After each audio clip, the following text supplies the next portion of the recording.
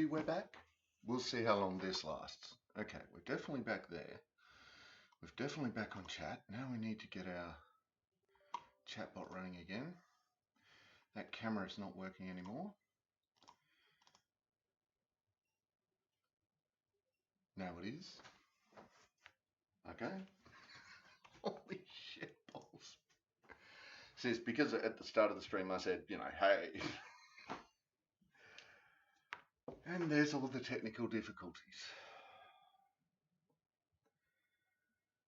What a pain in the butt. All right. Cut. Holy shit balls. Uh-oh. Oh, that's all right. That's just the chatbot starting up. All right. I think we're back. Touch wood. The graphics are a bit down, but here we go. All right, there's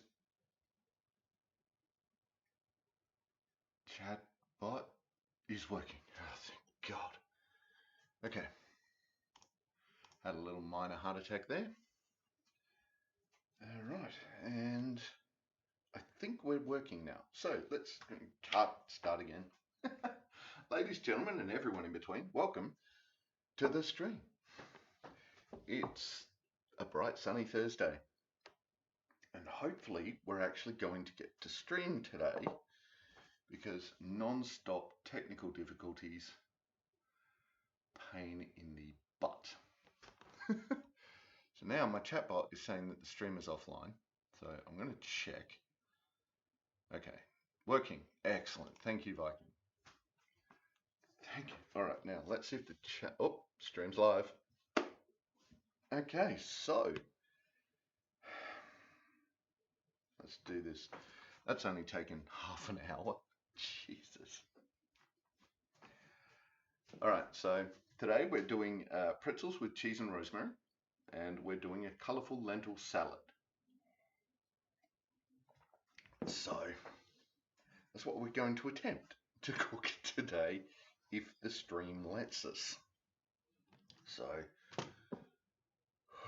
how you doing today, Viking? Welcome to the chat, welcome to the stream, and welcome everyone, and thank you all for your patience while I try and figure out what the hell is not working in this. Lentil salad. Is this an episode of The Young Ones? I don't know! Oh, but lentils are really cool for you, man. All right, I'm off down the shop, going to start new business.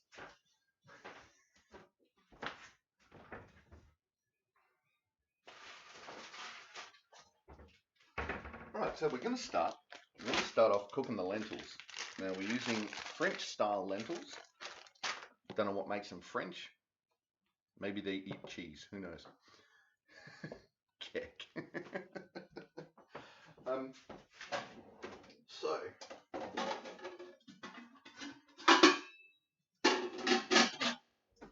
it's going to be a big day. It's already started. So what we're going to do is we need 2 cups of lentils.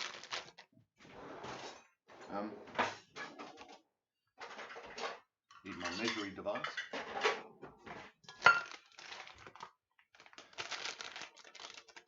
It is 2 cups, isn't it? Yeah, it's 2 cups of cooked lentils.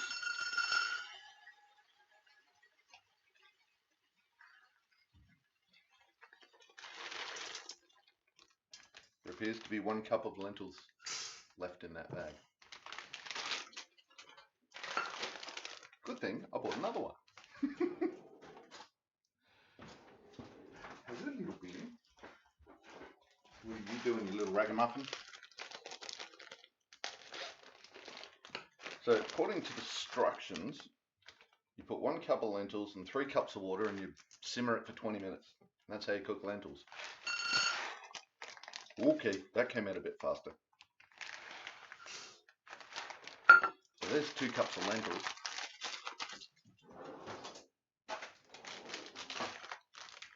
Hello, little bean. to come say hello to the stream? You want to come say hello to the stream? What? It's the bean. Look, bean, it's the stream. This is the little bean. She is the new addition to the house. Hey? She's probably just scurrying around for more food. Right, so I'm going to throw 6 cups of water in that.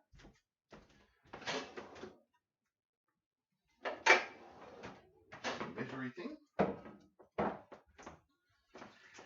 Alright, let's try turning on the music. Should we? Shall we? Will we? Maybe? I don't know. One day. Morning, Double. How you doing? Welcome to the chat. Welcome to the stream. Look at me trying to flood my kitchen.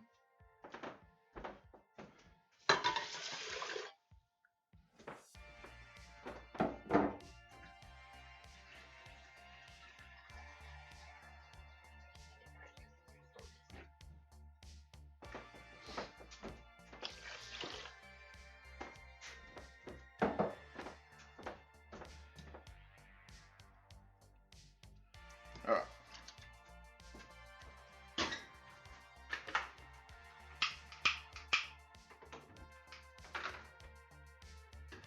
So, here we go. We've got the 6 cups of lentil, 2 cups of lentils, 6 cups of water. We're just going to put that, we're going to bring it up to the boil, and then let it simmer, and that'll be the start of the colourful lentil salad. Right, so it's been one of those mornings. How are you doing, Double? Did I ask? How are you doing? How are you up to? What are you up to? So now we're going to start with the dough. How much? 4 cups of flour.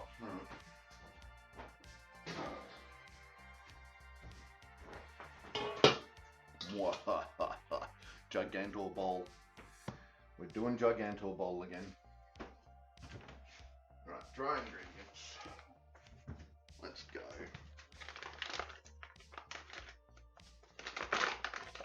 Like in just saw a video equivalent of one of those home improvement shows, Ukraine trench style, epic setup. The guy has carpet walls, a stove made from a milk can, separate rooms, backup weapons.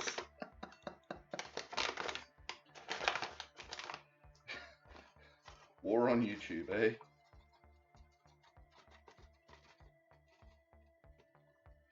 Alright. Actually, you know what? I'm going to put this through a strainer.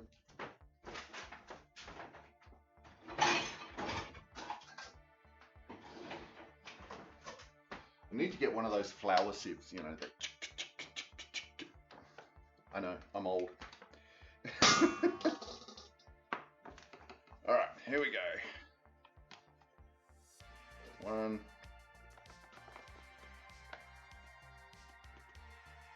2,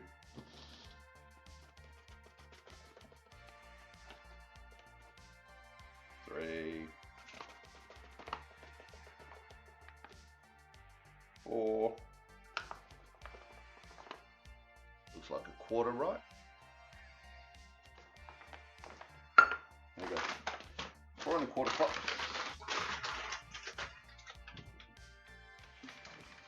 Flour. I didn't know if we had enough, so I bought another pack, but that's okay, right? We'll be fine. Oh yeah, those flour things, I totally never filled them up with sand and dirt as a kid. Whoops. I may have. Once or twice. That. Nicely sieved flour. Alright. Go over there. I put my phone on charge just before stream and I forgot to turn the PowerPoint on. That's why I'm like running back over there earlier, just putting my phone on. So, yeast, 1 package rapid rise yeast. I have yeast around here somewhere. There it is.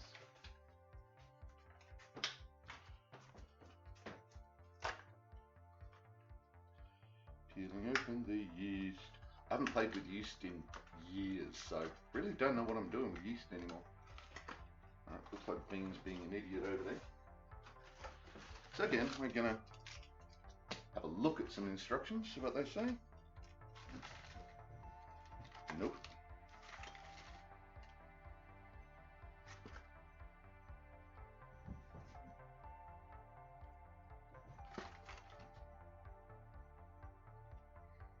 Mix dry ingredients, including yeast, in a large bowl.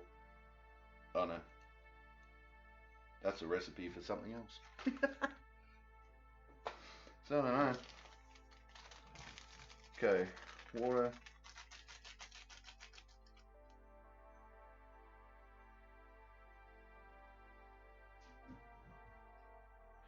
Okay, so we're not doing this one yet. I read the instructions wrong.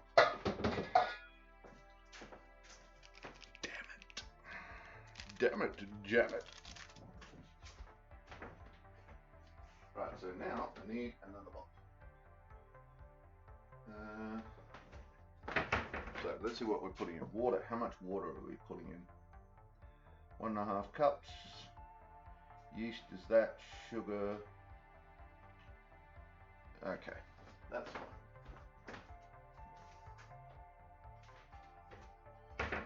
Put it in that.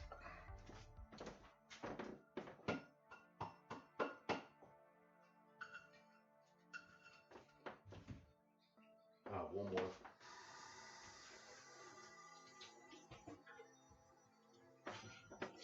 We need warm water to activate the yeast, so we're going to try that. Get that going. Warm water, they're usually about 40 degrees, I reckon. But, you know, we'll just throw that in under the, I'll stick my hand in it, Jess.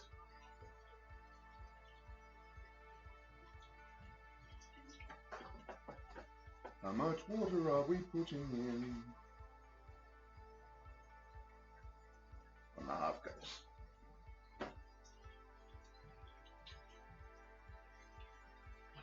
Be warmer.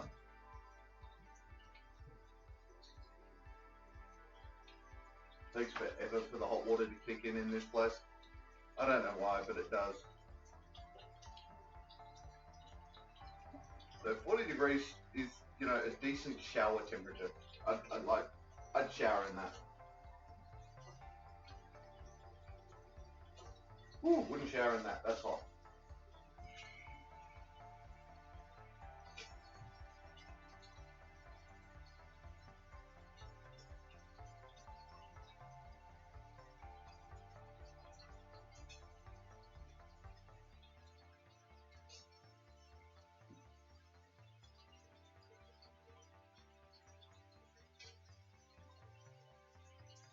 I like hot showers, so I've got to be careful with this.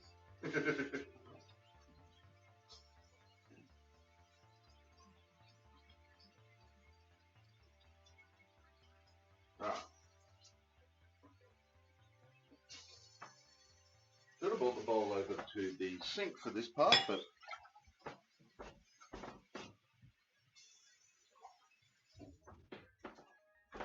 ay caramba. Alright. So there we go. We have the water. Now let's check the yeah, okay. That's nice. Hey Amoya, how you doing? Welcome to the chat, welcome to the stream.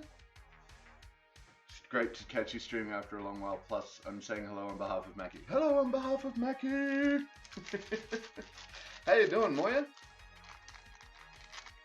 Slamming out the emotes. I love that. What was it, 60,000 emotes you used in Mackie's stream? Last year?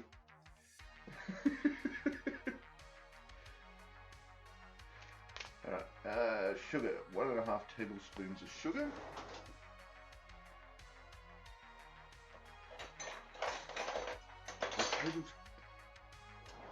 It freaks me out every time I go and look and there's no tablespoon.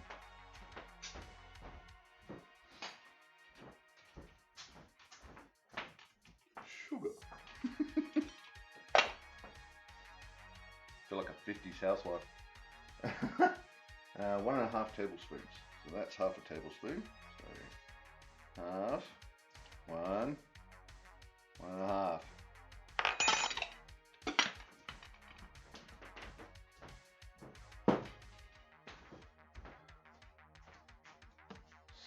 how much salt? 1 3/4 teaspoons. I mean, seriously?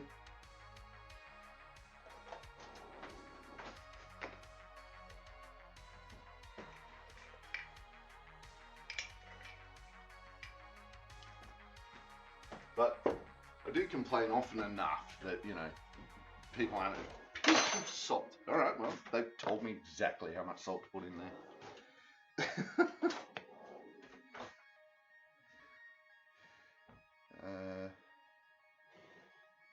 Just looking at the insert camera, if you move the keyboard up out about one width and move the bowl up a bit, then it should be centered on camera.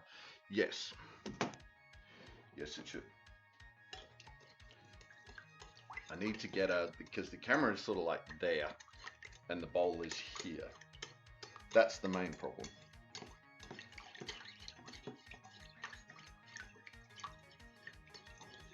Alright. So if that's too warm, nice. The one solution I found for that is this clip with an extender, but that costs $80.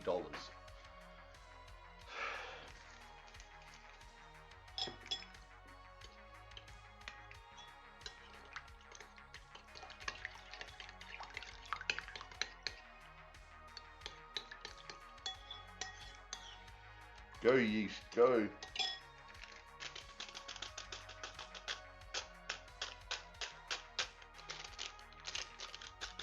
I think it's static electricity in there.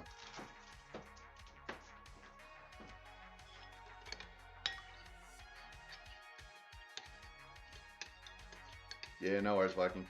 Surely we can knock up a camera mount frame from scrap wood. I have thought about that, yes. Alright, so that's that. We let that stand for 10 minutes or until it begins to foam. Do my nails. I wish. Alright, what do we got? So we need rosemary. Whoops. We need to prep the rosemary. We've got the flour, butter's there. And right, so we're going to go get some rosemary.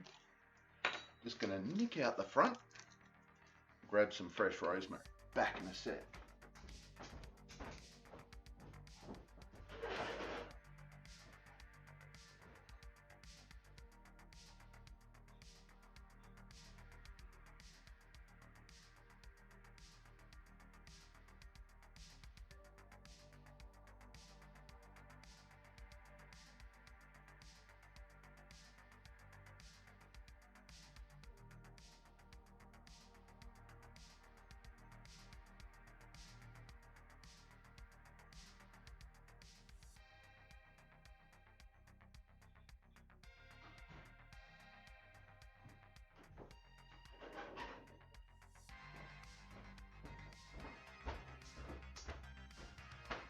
Bing!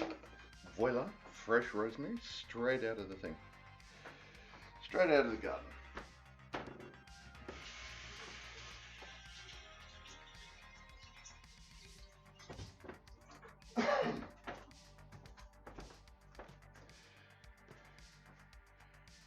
So, how much do we need? We need 2 tablespoons. It's probably going to be all of this. So let's, I don't know what I'm doing.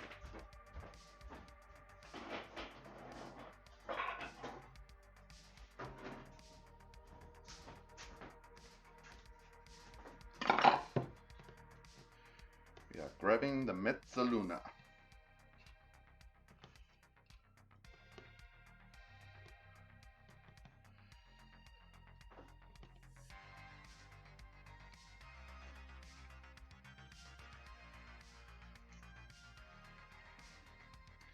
But yes, I am going to have to knock up a camera frame at some point. Once I have got all the other freaking projects.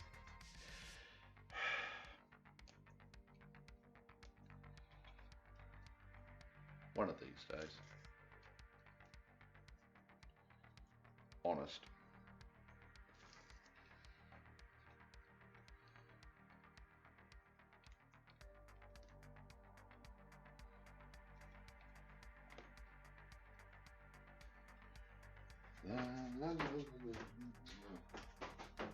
Don't want that bit in. That was a bit crusty.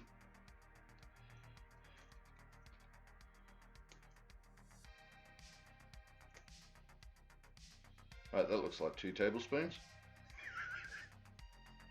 Honest.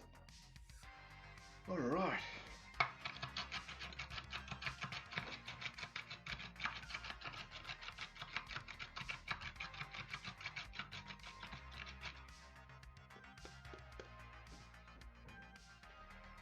I can hear Bean running amok like an idiot in the dining room. She might even be with Issa. Those two are getting along quite well. It's nice.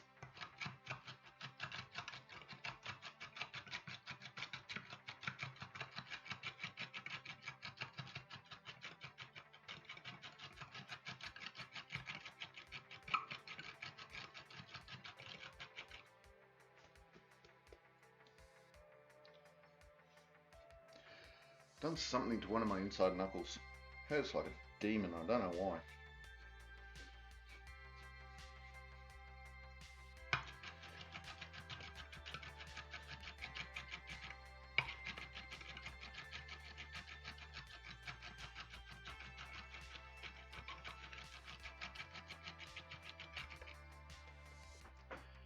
This is why I love a Mezzaluna.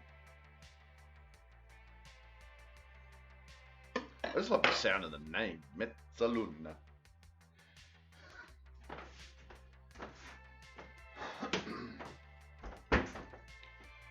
All right. So, where's my tablespoon measure? There it is. Starting to look like not enough now.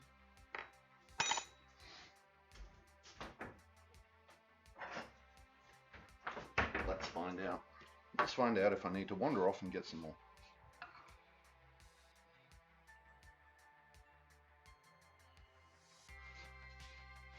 Damn, looks like I might need double that.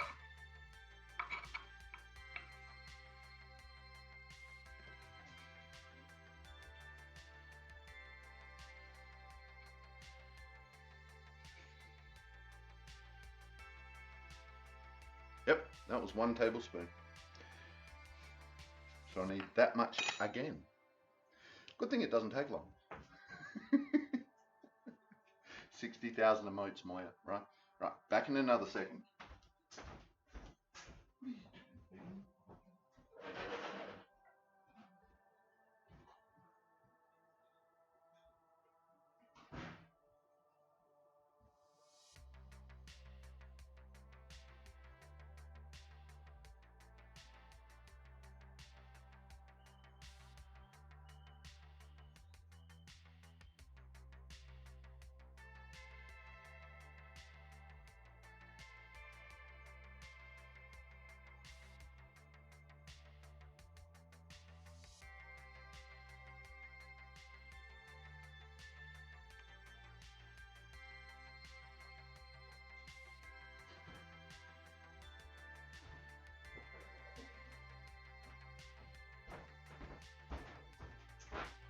Next thing you know, I'm going to need to set up a camera in the garden.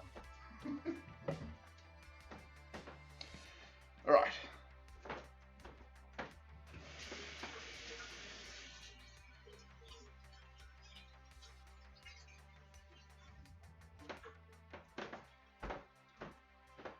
Okie dokie. Oh, no. Right, that one may not be the bit that I'm going to use. Turn that down to a simmer. 24. Okay.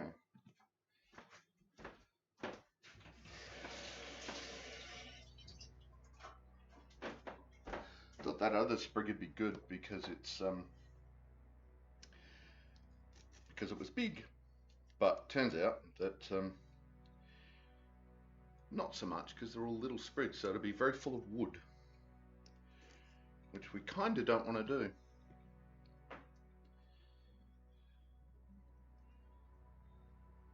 Fun to see people using those herb cutters, Mezzalunas. Oddly, I've never used one despite making them for other people. Should try it, Viking. They're a bit of fun.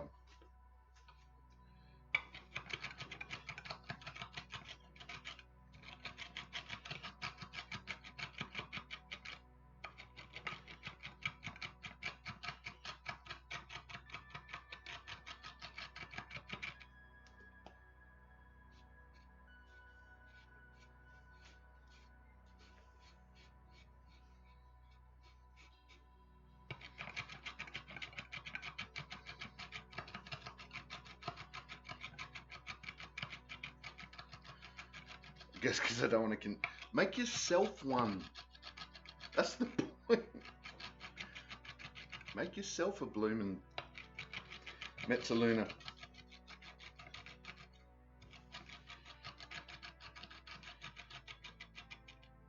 Yeehaw.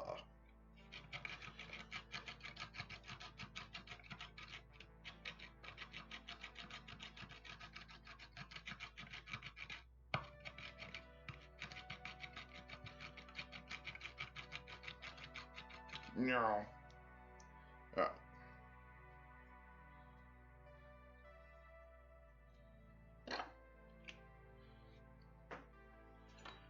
Alright, let's see what we got here. Another half.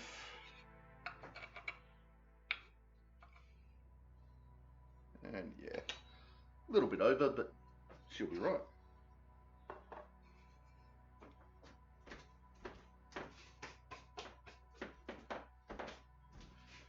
Okay.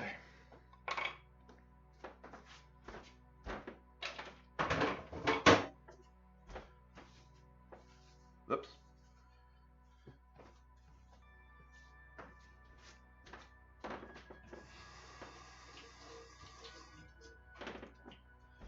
And there we go. Oh yeah, why didn't I think of that? Alright. Well, that is starting to get a little foamy. I don't know if that's glare. Uber glare. I'm going to have to fix that. Alright, what about this? Can you see it better in there? There you go.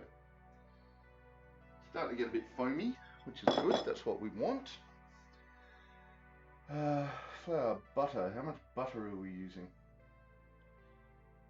6 tablespoons of butter. 6 tablespoons of unsalted butter.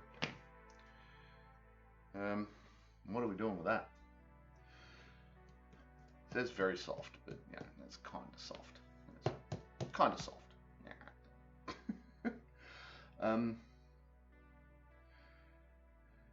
What's 6 tablespoons of butter in grams? Let's see if we can find that out.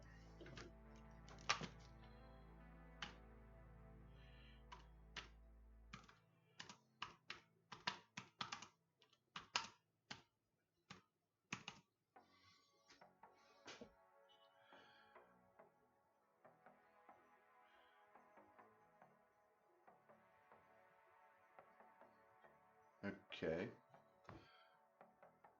85 grams, eh? Yes, I did mean 6 tablespoons of butter in grams. 85, eh? 85 grams of butter. Alright, we can live with that.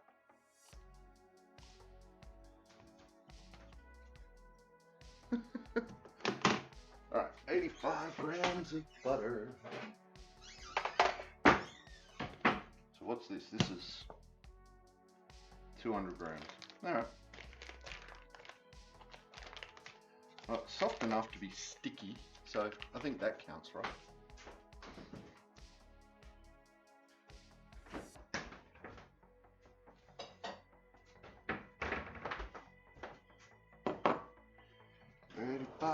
Grams of butter.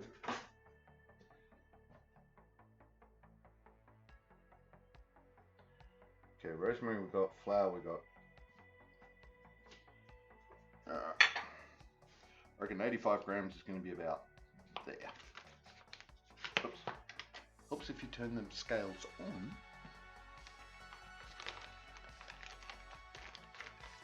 Oop. Alright. Bing. 81. Now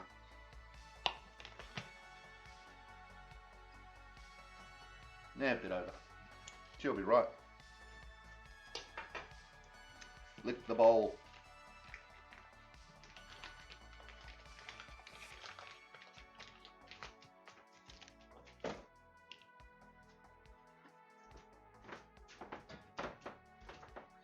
So now we take our flour. What have we got? Water's there, yeast is done, sugar and salt are done, rosemary's done, flour and butter. Alright. You tip the butter, throw that in. Rosemary, throw that in.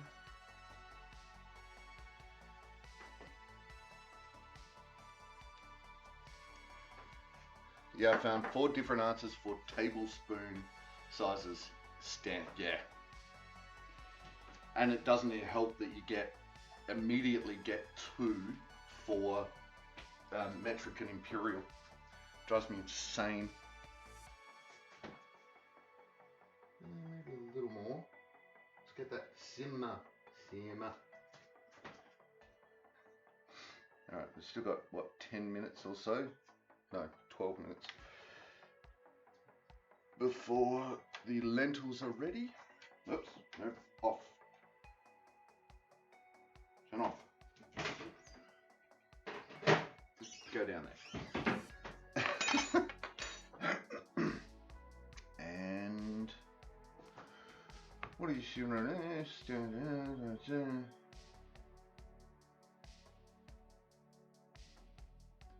Alright, so we now throw in the yeasty goodness. There we go, yeasty goodness.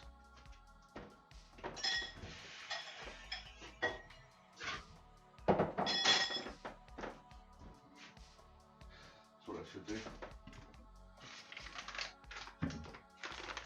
So never have a lot of success with the measurements in flour. Always, you know, needs a little more.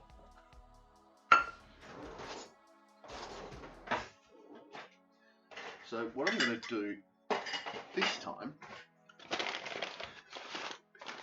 is I'm going to prepare some spare on the side so that it doesn't get covered in goo when I make the goo. All right.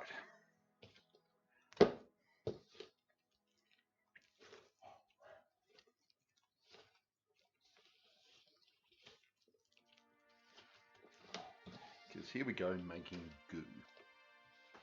And just as I start making the goo, the critters rock up. Of course the critters rock up right then.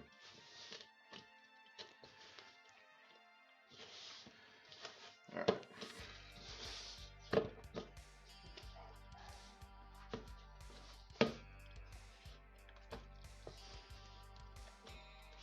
Let's go.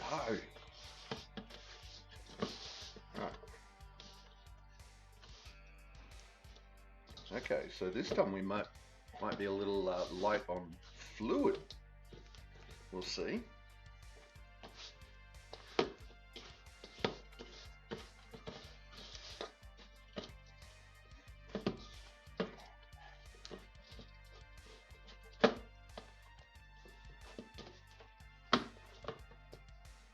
Here we go.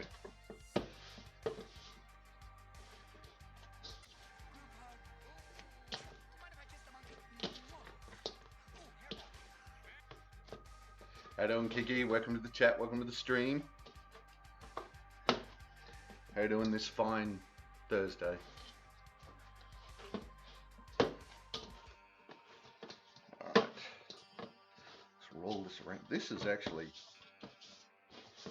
nice.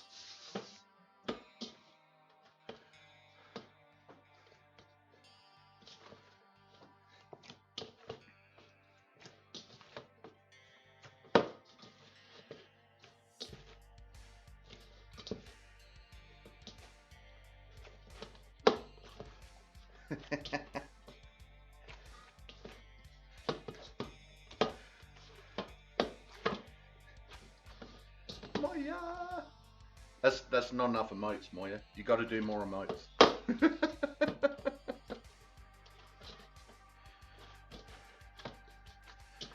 Alright, so the recipe says that you should put this in an electric mixer and mix it for 12 minutes. And I mean, I'm looking at this and I'm thinking, this is very well combined right now.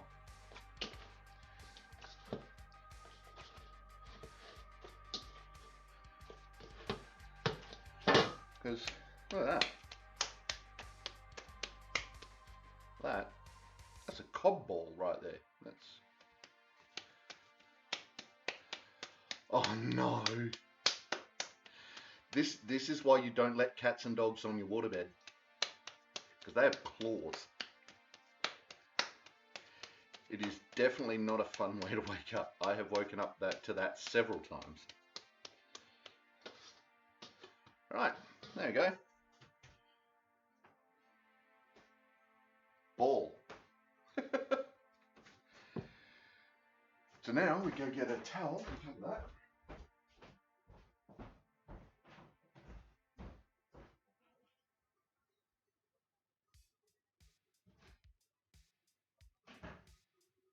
Where is my lunch?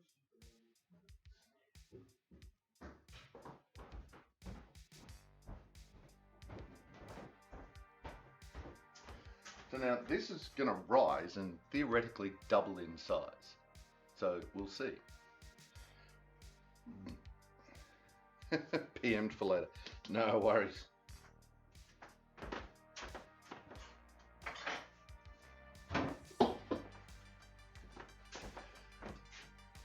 Done. Right, now we just...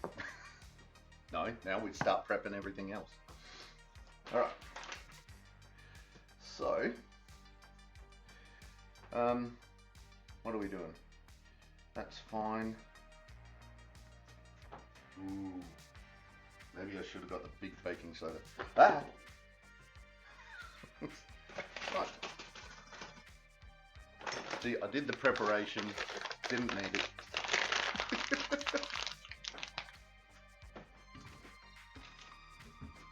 Alright.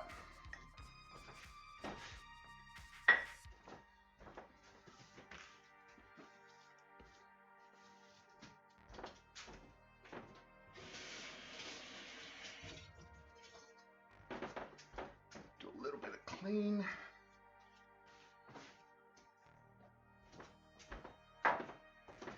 Okay.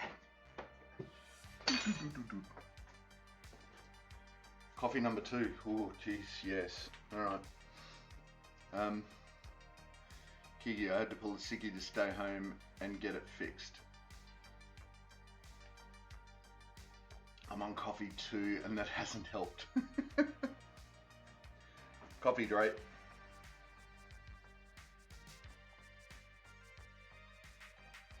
Yay! Hello on behalf of Carol.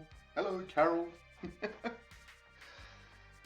So 1 cup of mozzarella and a 1/4 cup of Parmesan cheese.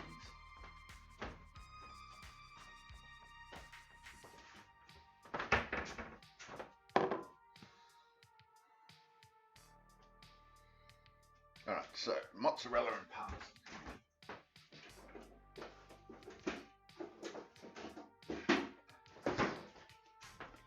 So Parmesan, as always, we've got the little logo there. That this is Parmesan cheese made in the Parmesan region. And we have, for mozzarella, we're using the Lavera. I know it's backwards, but now it's upside down. There you go. The Lavera mozzarella. Now, Lavera is a local South Australian company that uses all local dairy products and all that sort of stuff. So this is why I buy Lavera. And no one in South Australia can make the Parmesan. So it's one of those trade-offs, right? It's an artisanal regional thing in Italy. So I can either buy Parmesan that was made here. No, I'm not going to insult Italians by, you know, the Parmigiano Reggiano. There you go.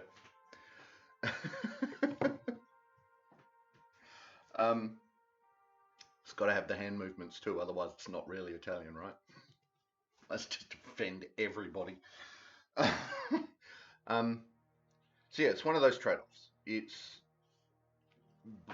purchasing and supporting an ancient artisanal art,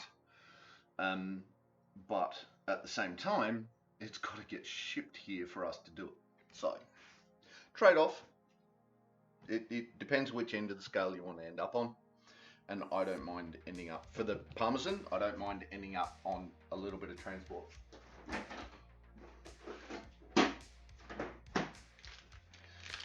actually going to use the one I've already opened because, you know, sense.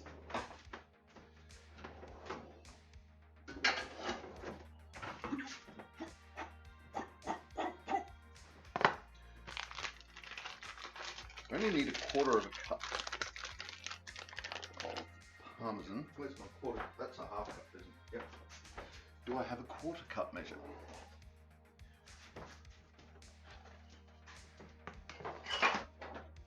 Alright, so if we use a third of a cup, if we use a measure with a third of a cup, then we've used all the measures today. Alright.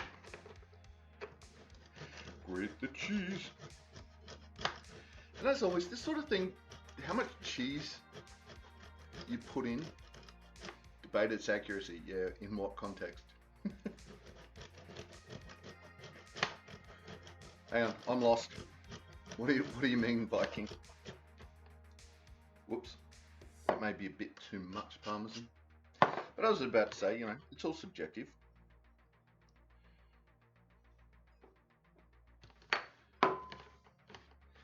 And some leftover. Oh no. Okay, all through the beard.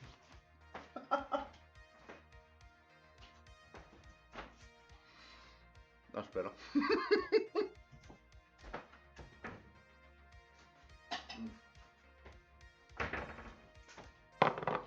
Mangia, mangia.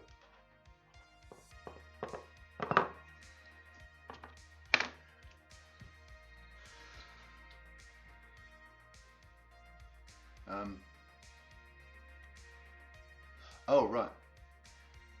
I had a chat with Openbroy about my new Epic mug and had a debate as to its accuracy. Ah, okay. I said it wasn't meant to be historically accurate, but aesthetically pleasing. Like, it's clearly not Middle Ages Gothic architecture like a church, but I tried for a style that would fit.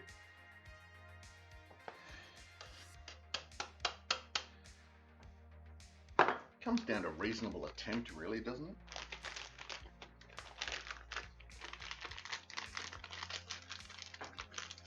I mean, if you're making a show and saying this is period, you know, it's like, yeah, okay, well, I'm going to argue that. But if you just, if it's just something, hey, this is based on this style, why not? That's how we got steampunk, for crying out loud. It's my mug and I love it. Exactly, Kiki. Now, how much mozzarella? 1 cup. Only 1 cup of mozzarella. That's a bit. You know what? I'll put that all in. Bugger it.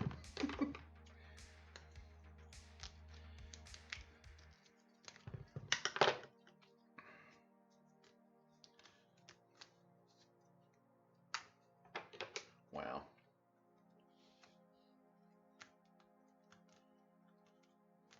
Feel the shakes flow through you. Whew.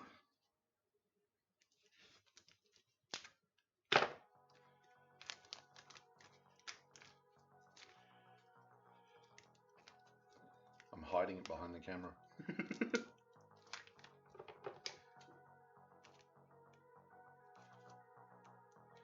That's why he wanted to chop down, cover up his shakes. All that matters is that you like it, oh, and that it lasts as long as possible. Absolutely, Viking. Because that is a sexy mug.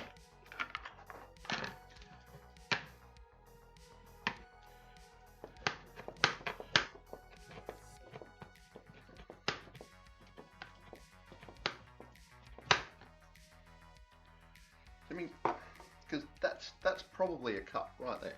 That's probably a cup of mozzarella, and it's just not enough.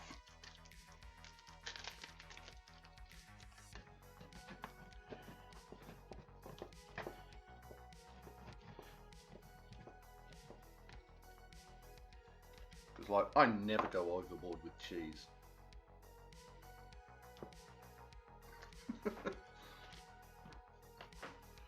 Alright, that goes in there. And now I've got cheese all over the place.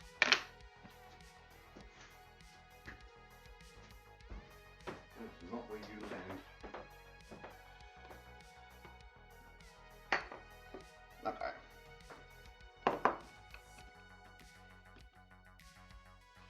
So that gets mixed up in the bowl.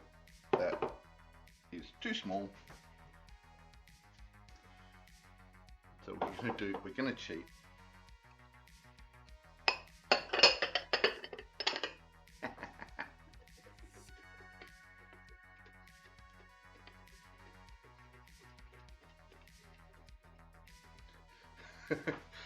You get the shakes, next thing you know, you'll be invading a country.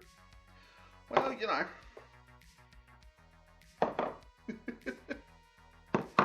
Alright, let's clean up a bit. You notice I do a fair bit of cleaning up. I hate trying to work in a messy kitchen. And summoned by Sith to get youngling nephew Happy Meal. Okay. Cool. Well, you go get that Happy Meal. I mean, sugar highs give you happiness, right?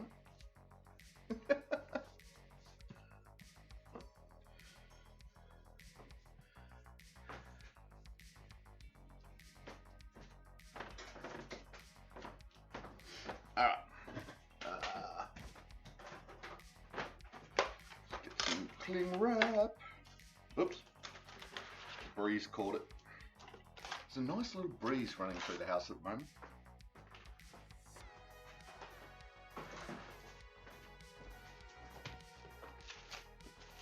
It's quite happy.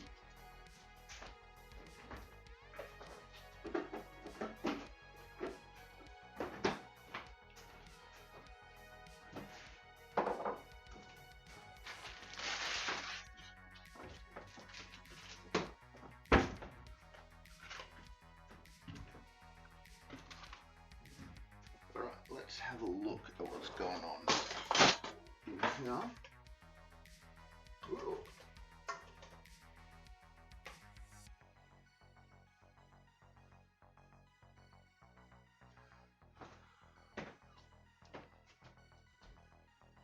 They're ready. So we can turn that off. Yeah.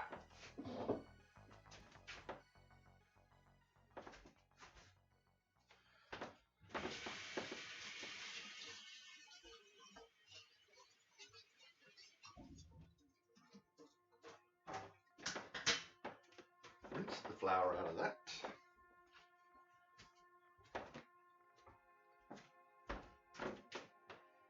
Ooh.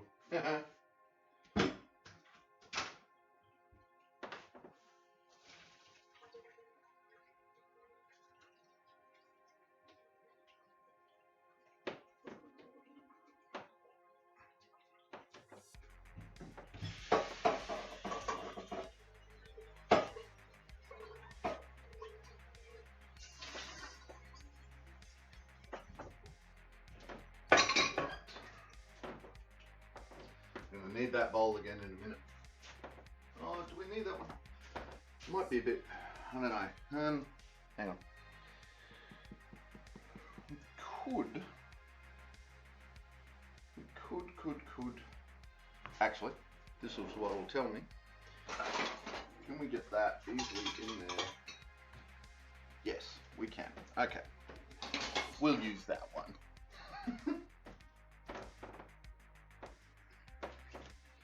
So we're doing the rest of the prep for the pretzels.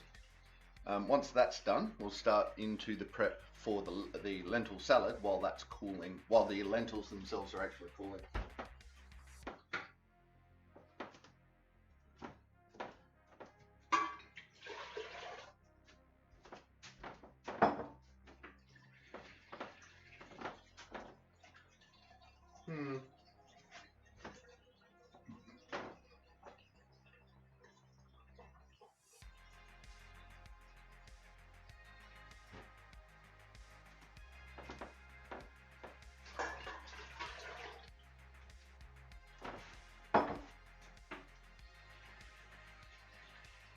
So we're taking 10 cups of water.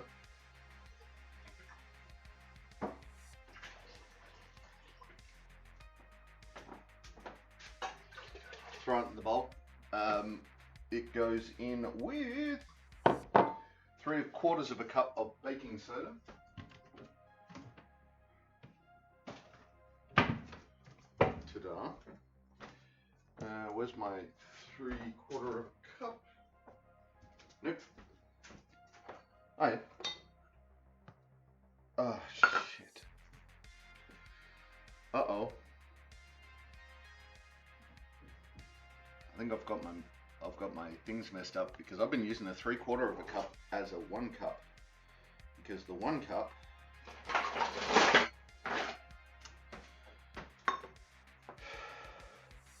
oops.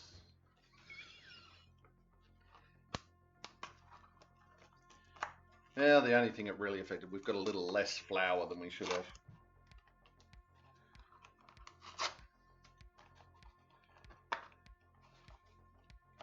Not a lot, Kiki. We've taken the oh, there's no insert. We've taken the something dark side. We've taken the lentils out. We've thrown them through the strainer in the sink. Measuring. Blah. Who needs it? Yeah, except we're baking.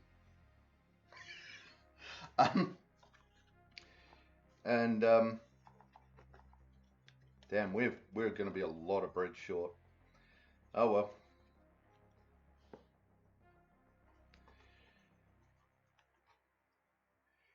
There'll be smaller pretzels. All right.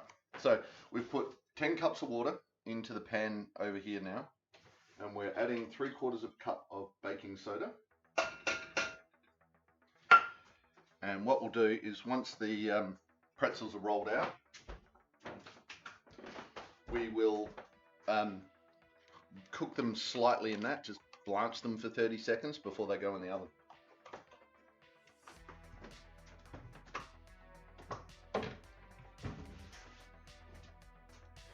So yeah, there you go. Wow, we're going to be a lot. We're going to be a lot of bread of. Oh well.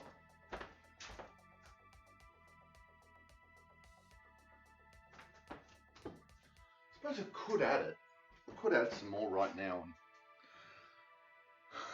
Do we do it? Do we risk it? Because it's like a whole cup is missing. I don't know.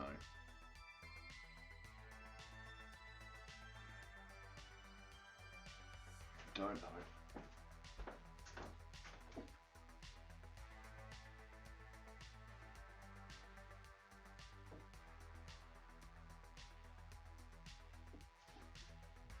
You know what, let's do it.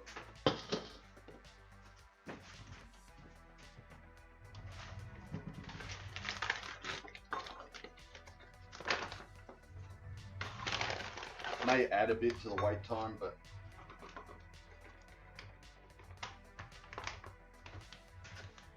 there's a lot of flour we didn't put in.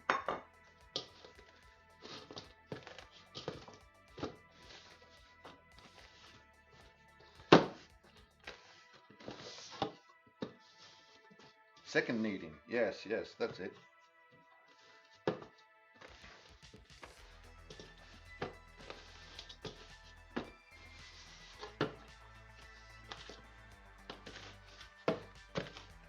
Maybe why it needs all the extra time in the kneading.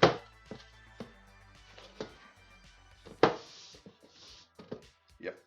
Okay.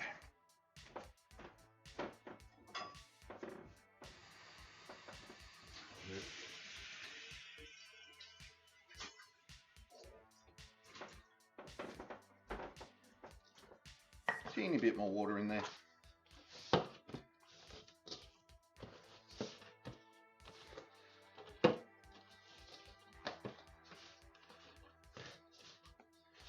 I may have completely messed this up. We'll soon find out.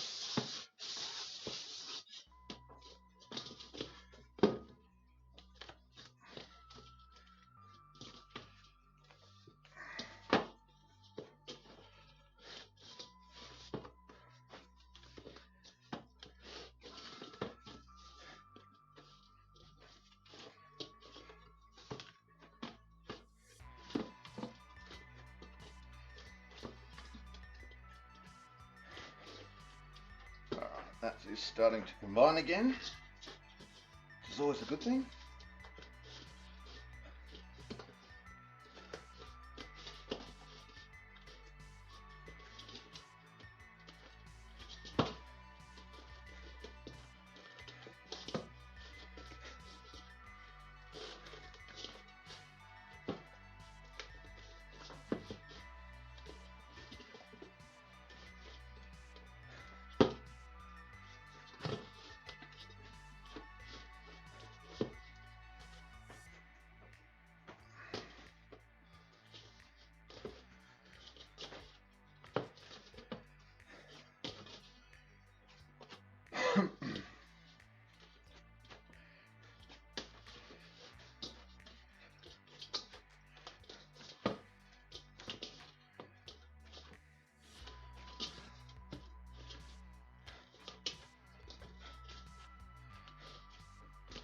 All right.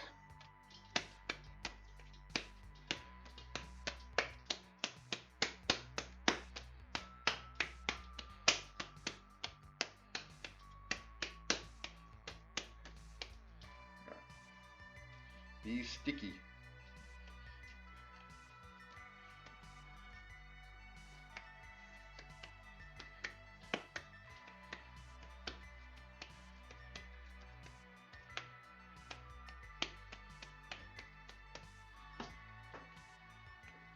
Right, see, that's already bigger.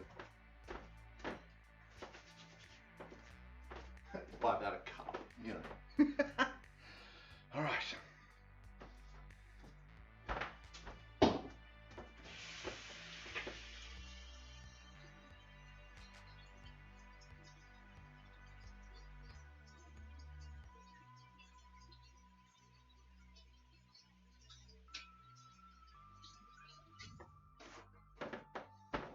Right, we're doing all the things.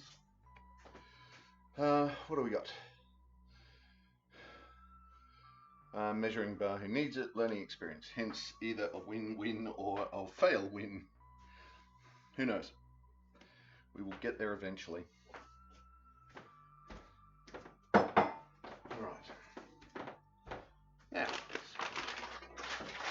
roll this away. Saw that.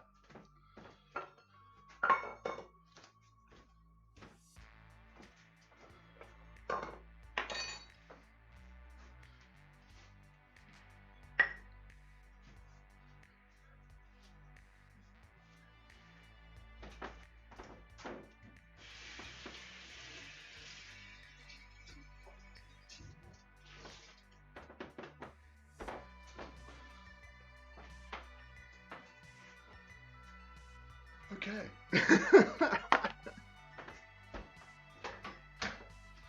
I'll just be running around like an idiot. Okay, so next up in prep, we've got the cheese done. That's over there. Alright, let's put that over there. There we go. Got the cheese done.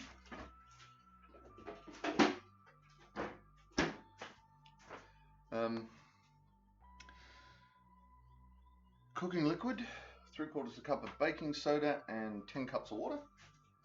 Give that a little stir. That'll combine anyway when we heat it.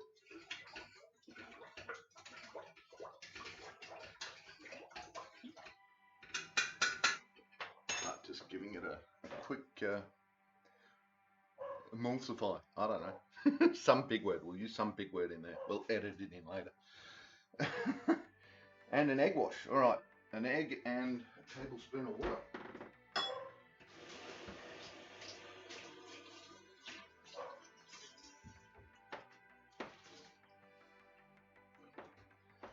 We use one of these pre-dirtied bowls.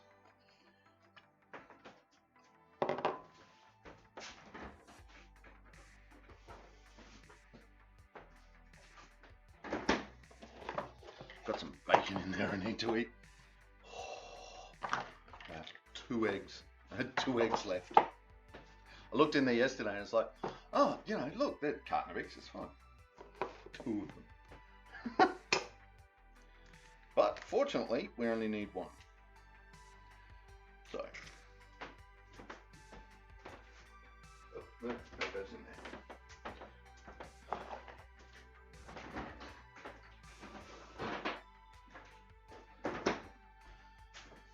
there. And a tablespoon of water.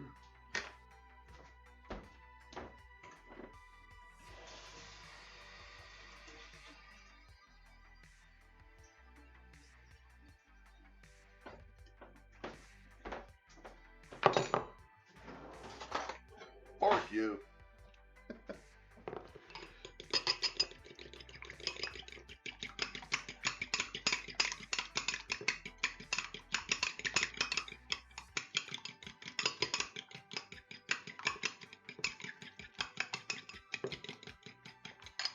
Okay, there's the egg wash. Egg wash ready to go. What else have we got? Toppings.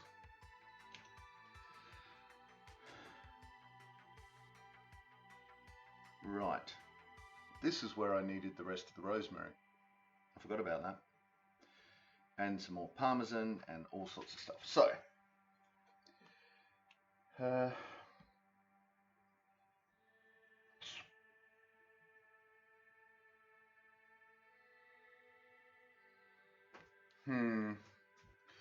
am I going to do this? Oh, it's Slow King. I don't think I have one of those. I'm just going to catch a Pokemon while I'm thinking about it.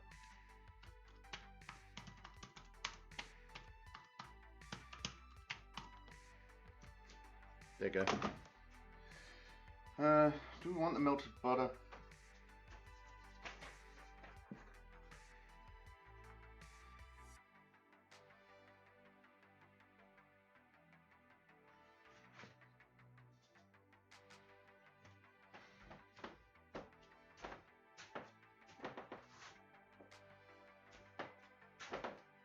Yeah, let's do it. Let's go for the full flavor experience. That's okay, that had cheese in it, which is what we're going to put back in it.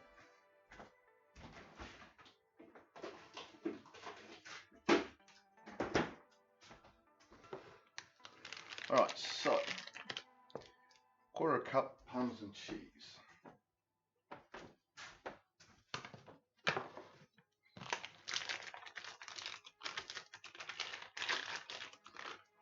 Hey, got the Slow King. Huzzah.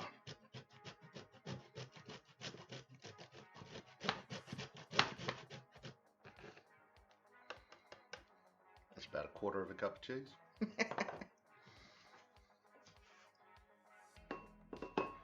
Always with the too much cheese.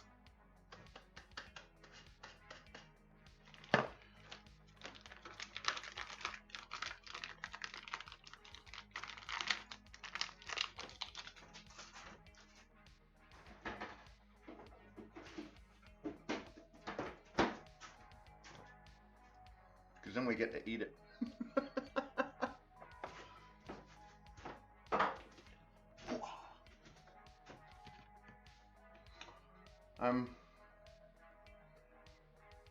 Half a tablespoon of fresh rosemary. Alright, where's that rosemary sprig?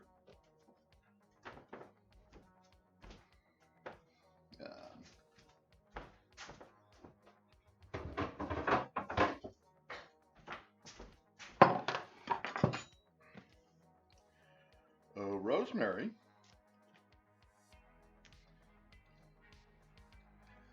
How much do I need?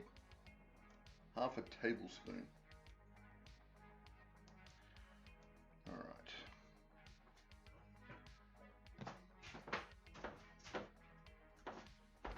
We'll make half a tablespoon of the rosemary.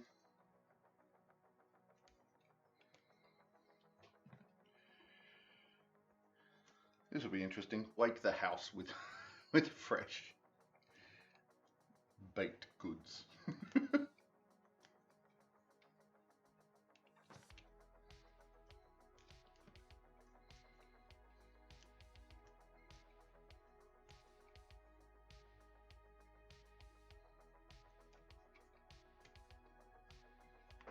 Alright, let's see how that goes.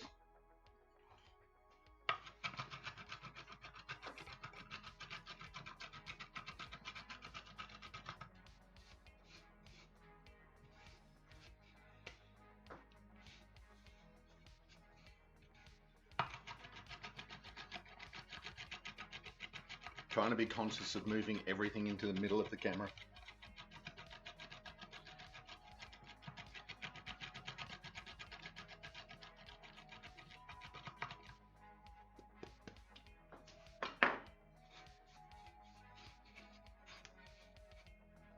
Yeah, good enough.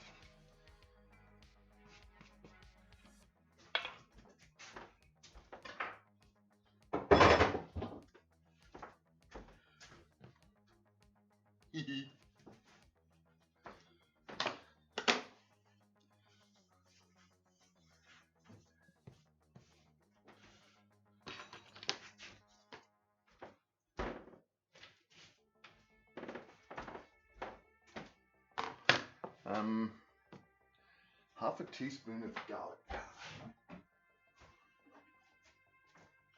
Usually do fresh garlic, but you know, that's half a tablespoon. I'm not going to put that in it. Half a teaspoon.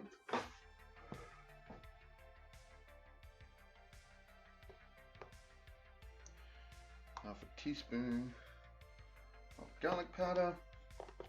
Half a teaspoon of black pepper. Whoop, back up there.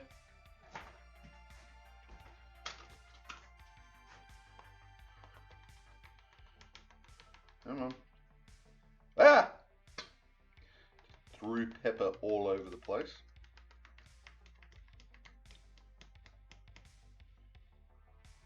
Maybe not quite that much.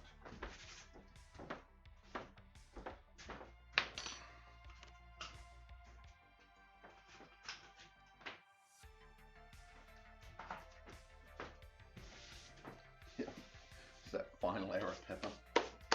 And a pinch of salt. Pinch of salt. All right, we mix that up. Looks like a lot of pepper.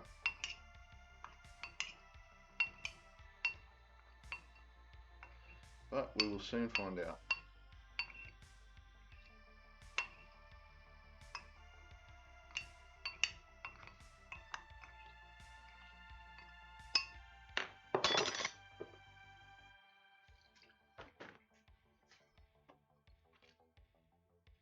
No, that's not a lot of pepper.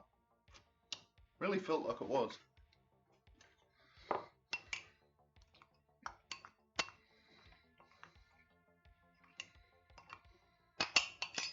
Okay, there's the extra topping. We'll do the melted, we'll do the melted butter later. I'm not going to melt up the butter right this second. Right. We're too old for crazy shit like late night road trip to Rhodes, just so we can arrive in time for the bakery to open at 8 AM to get proper croissants from my mate Tom. There's a place on Stephen's Terrace that does, I think it's on Stephen's Terrace, or it's just off of Stephen's Terrace, where it's an old French guy baker who does up at Sparrowfart and makes proper croissants and does them all. I'll see if I can do it. I'll see if I can find him. And if I can, I'll do a little plug for him because this guy's croissants are insane. Alright, that's, where are we? Gillis Plains, Northgate, Northfield. Nope, not that way. Blair Athol, no. Walkerville, yes, now we're getting closer.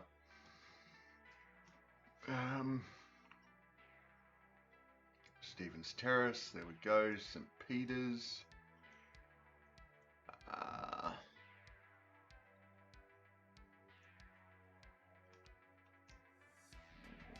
Walkerville Terrace, maybe.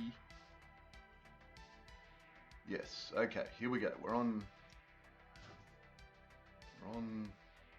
Nope, that's the wrong corner. Where are we going? We're going this way, I think. Paynham Road? Ooh, maybe Paynham Road. Might be Paynham Road.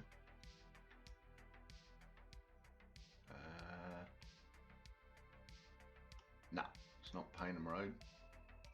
Where are you? Okay, North Adelaide's too far. It's in St. Peter's somewhere, I'm sure of it. Okay, so it's not there. Where is the giant shopping centre? There. Okay, so it's the next road up. Okay, maybe it is Paynham Road. Ultra Tune on the corner? Yeah, maybe. Nah, that's not it. Oh my god.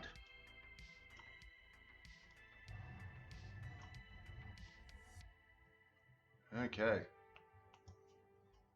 Alright, so I'm a little bit lost.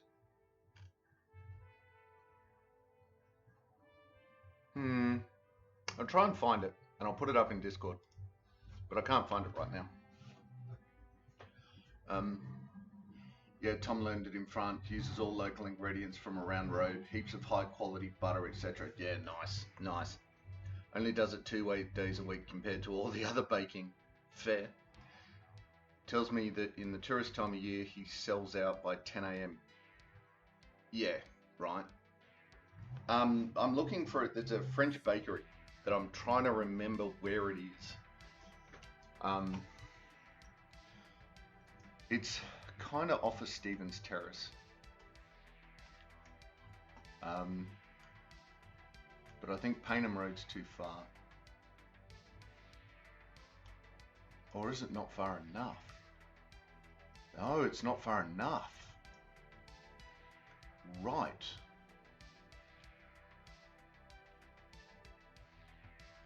Okay, so, right, it's on the corner of Nelson Street, which is the extension of Stephen Terrace, and McGill Road. Canal Fresh Pastries. Right, so it's Canal French Pastries at 123 McGill Road, Stepney. There you go. Opens at 6 AM, and he's usually closed by 10, 11 because it's sold out. But yeah, there's your road trip. There's your road trip to get the proper French croissants from a proper French bakery. Didn't go far enough down the road, see? There you go. Because I'm like, oh, there's the avenues. No, it's past that. Oh, okay.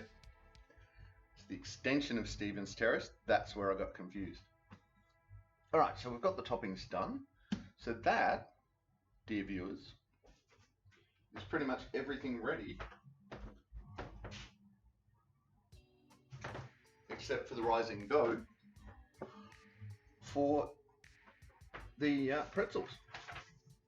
So now we move on to continuing to making some more lentil salad.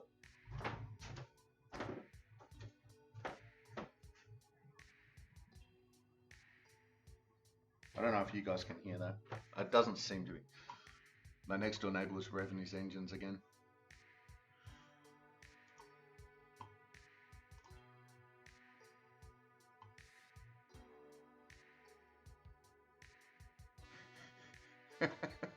I just had a look at Discord, Viking.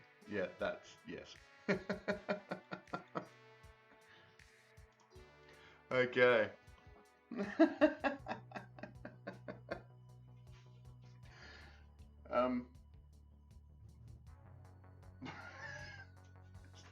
Not safe for work. All right. Right, so now we start with the capsicums.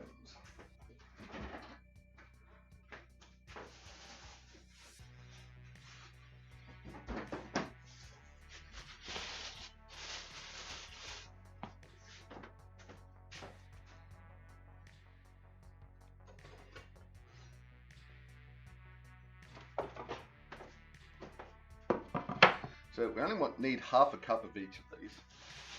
Obviously you can scale any of these recipes up. So, how you doing, Stanley? Welcome to the chat. Welcome to the stream. No, he's a hot rod builder. That his job is building hot rods. So if that counts, I don't know. but he has several. So, right, let's go half of this. Let's start with half, see what happens.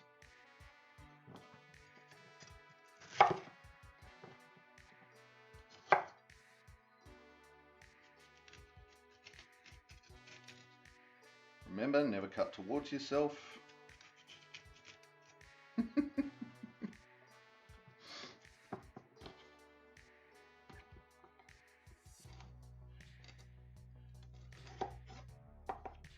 So I'm just cutting some of these seeds out.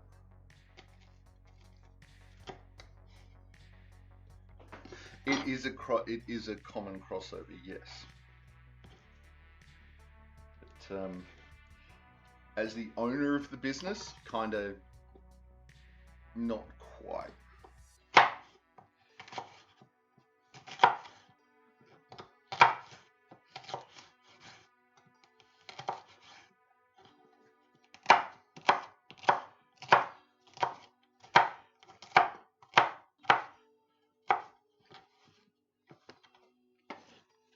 Well, that's almost the whole amount of capsicum we need. Well, there you go.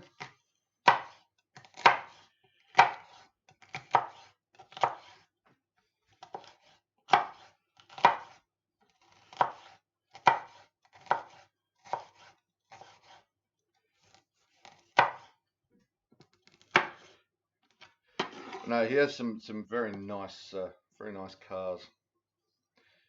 Very well taken care of and maintained and all that. And he's not overly bad about it. Don't get me wrong.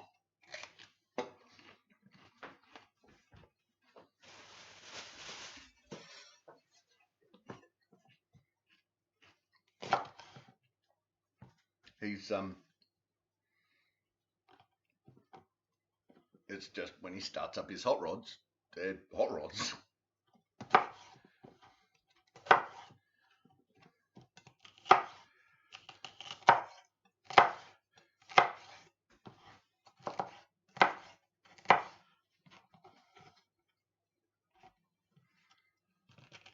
Oh, waterbed fixed. All right, what did you use for the fix, Kiki?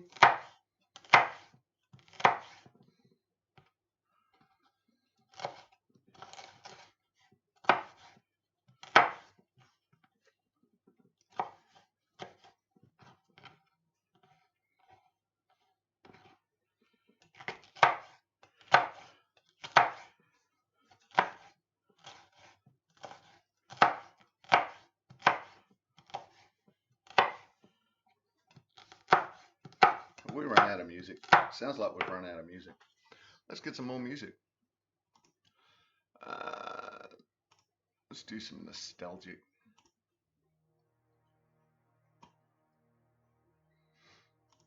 That'll kick in a minute, I'm sure. So, waterbed repair guy. Okay. So the music, as always, Twitch safe, royalty free, no copyright music by Carl Casey at White Bat Audio. Check out White Bat Audio on YouTube.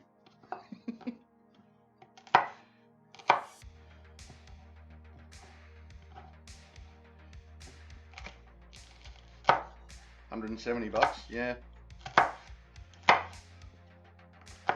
Yeah, it's not cheap, but that's, you know, calling someone out. I did have, when I had my waterbed, I had a waterbed repair kit for myself because when you're in the army, taking a sick day is not something you do. So, alright, look at that, red and green.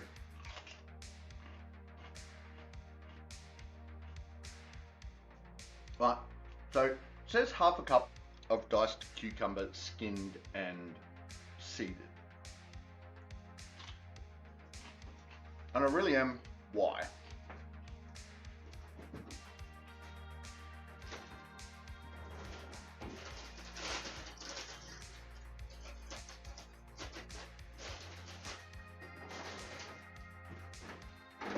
So that's it. Baby cucumbers. So I'm going to top and tail them.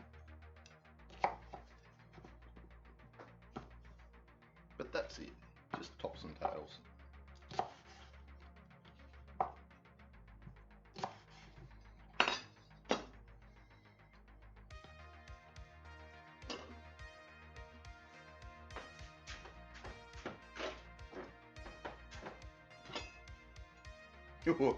Just stabbed myself in the hand. That was intelligent.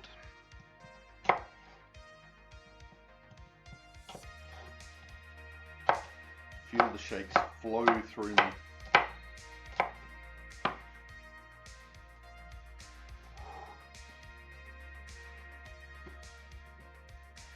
The culprit was a tiny bit of glass from a bedside lamp that broke. Yeah, okay. Well, better that than the animals.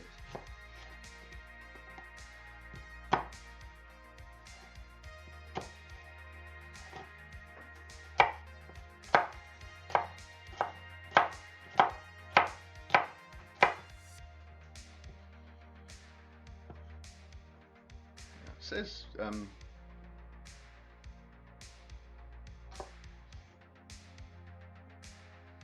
half a cup of cucumber. So really that's probably already half a cup, but I'm going to throw in one more. I'm going to eat the other one.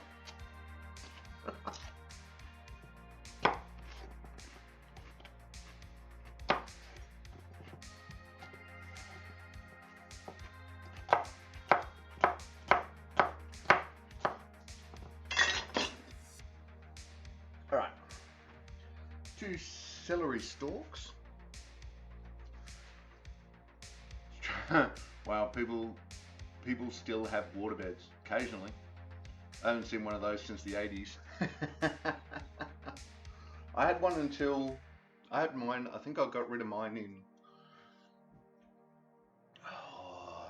probably somewhere around 2008, I reckon. About 2008, I finally got rid of my waterbed.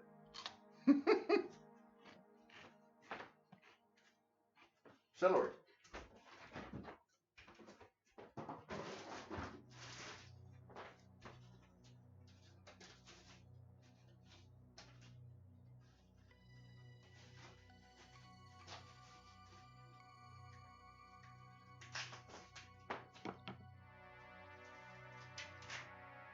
Two stalks of celery.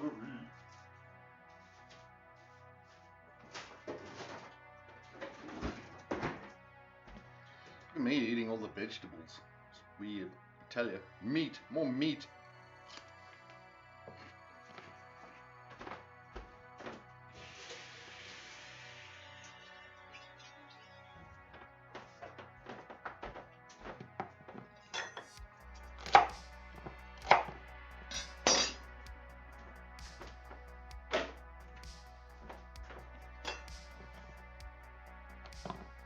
Alright, we're starting to run out of room on the chopping board.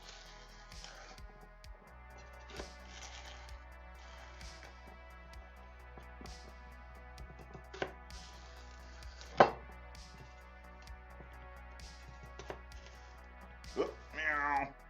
Turn the corner.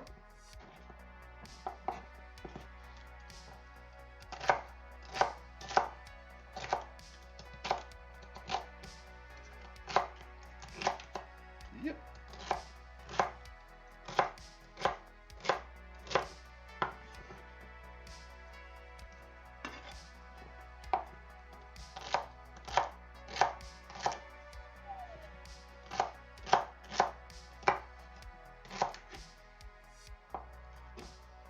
I felt that not cutting right.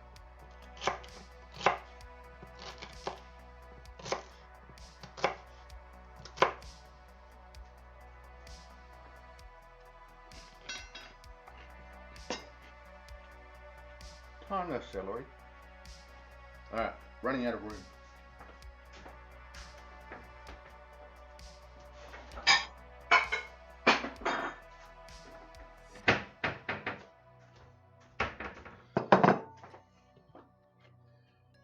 That all into a nice serving bowl. See, pretty colours.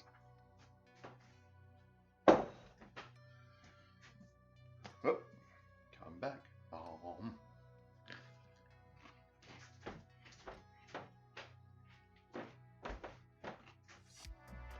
All right. Red onion.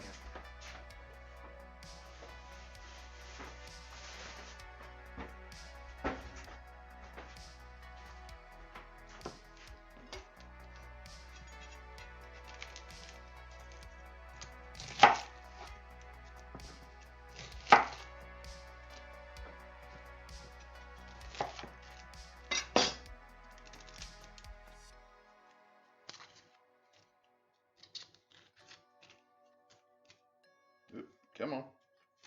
There we go.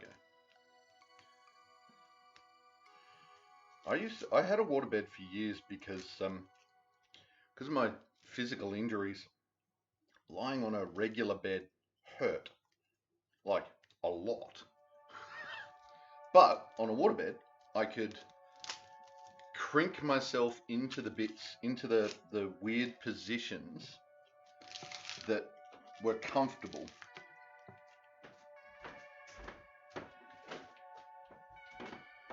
And that got me by for years. And then eventually, after many moons of physical rehab, which is still ongoing, I was able to, waterbed actually started becoming uncomfortable. So I had to get rid of the waterbed because as my body healed, it was no longer, the waterbed was actually hindering my progress. It was hindering my rehab, so I had to give it up. I mean, I could probably spend a night or two on a waterbed now, but that'll be about it. Considering I spent many years on one.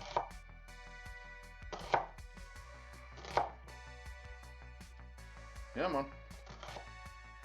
Chop your silly. I know you can't see a lot of that, you're mostly seeing my hand, but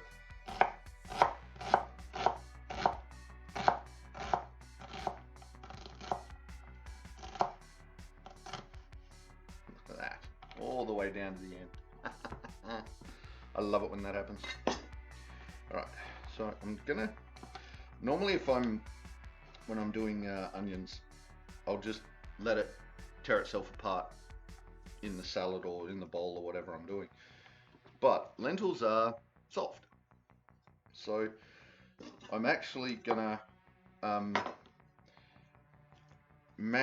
start separating these out into their little bits. That's why I'm doing it now, so that we can get a bit more even distribution in the bowl, rather than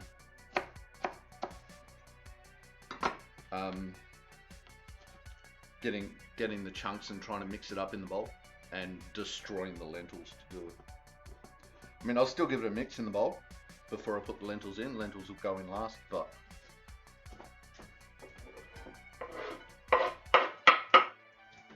actually, we don't have anything hot on the stove right now, as attested by the not melted plastic.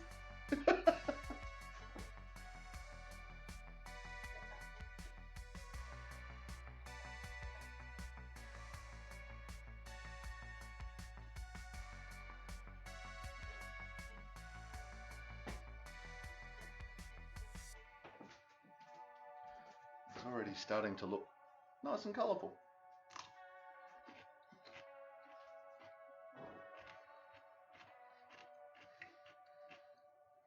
I'd like a top of the line sleep number bed, but it's 13,500. Good Lord, Stradley.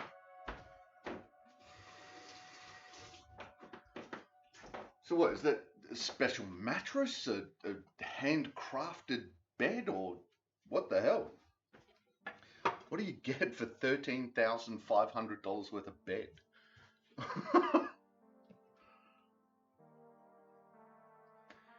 2 cloves of garlic.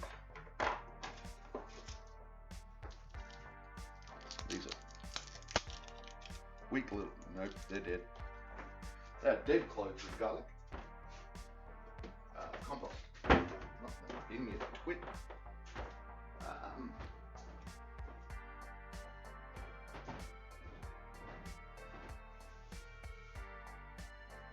Yep.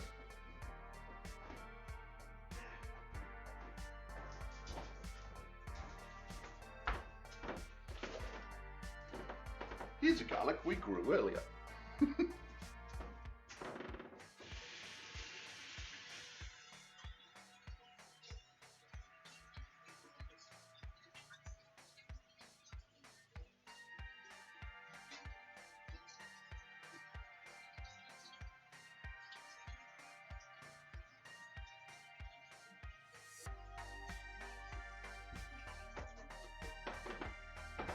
So, it's like a hydraulic base that folds upright, has some computer stuff inside it too. Basically a complete waste of money unless you're a millionaire with fistfuls to burn. Fair. Alright, so garlic. Boing. This is one out of the garden, because we have a ton of garlic now lying around. Now you might think that's really small compared to some of the bulbs, or compared to the bulbs that we get out of the shops. Well, yeah, it is.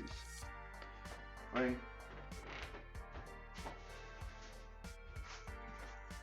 that's one that is comparable to shop size, and that's the one I'm using here. Both of these are out of our garden. So, here's the thing. Farmers, nature grows things differently. They grow all different shapes, sizes, weirdness, you know, and that's the way it works. What we've gotten used to in the West is we've gotten used to everything being the same size, shape, color, texture, everything. It's like, so what happens is, whoops, if a farmer grows a heap of garlic and let's say a third of the crop are this size, that crop doesn't get sold.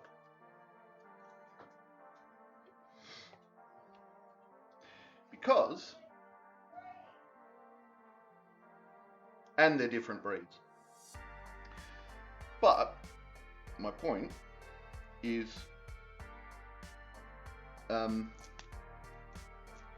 they go to waste because they're not the right size or shape or look or whatever. So when you're shopping, if you go down your local grocer and you see something that's not quite the right, or your local organic shop that's not quite the right size, shape or whatever that you used to, buy it anyway. It's just shape. It's not a defective thing. It doesn't, the taste doesn't change. It's just nature grows things in different shapes. Viking. I want to build a bed with thousands of inflating and deflating cells, pressure sensors, and a camera that watches your sleeping position and adjusts everything to keep your back straight, and also changes slowly when you roll over onto your side or back. Pretty sure that's already out there, Viking. Pretty sure. Alright, there we go. I'm just going to give that a rinse.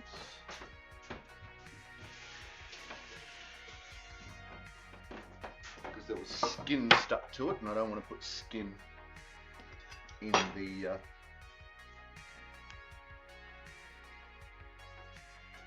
the mix.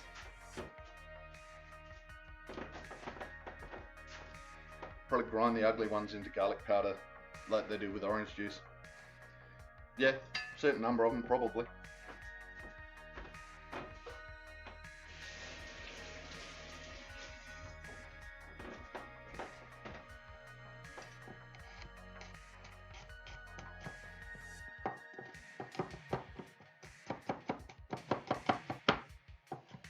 Now I could probably do a few more bulbs of garlic,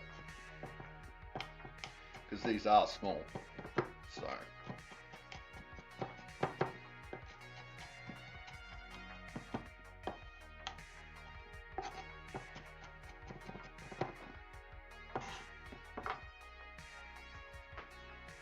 yeah, heirloom grocery, side effect of 50 years of everything must look uniform.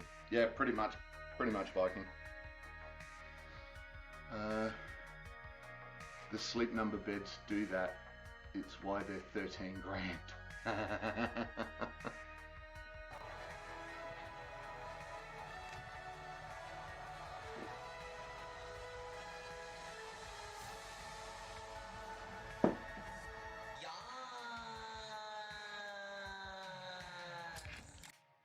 How you doing, Rage? Welcome to the chat, welcome to the stream. Moya, that's so true. I totally agree with you on that. At the end of the day, it's still edible regardless of its shape and size of the vegetable. Right, exactly. And we, especially in the West, need to get over this whole, if it's not, you know, the same shape, size, smell, everything that we got yesterday, then it must be bad.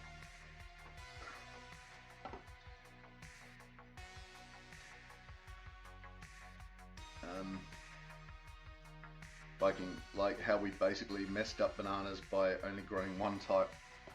Right, and that's meant to be a seed pod. A banana, I found out a while back. The bananas we eat, that's actually a seed, meant to be a seed pod, but there's no seeds in it.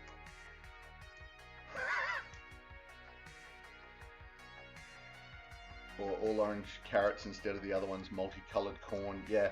All those things that we've kind of forgotten are in nature. Get off.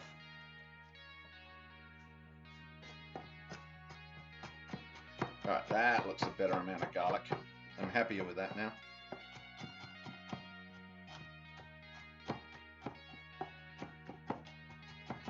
Bit lurky. Okay, Rach. You do whatever you need to do. I'm doing well today, thank you. We had some, oh my god. We had some epic technical difficulties at the start of the stream. If you look at the VOD, there's probably like 4 different VODs of trying to start off this morning. Because I said the thing, right? It all started up. We're all going and we go, hey, no technical difficulties, and then it,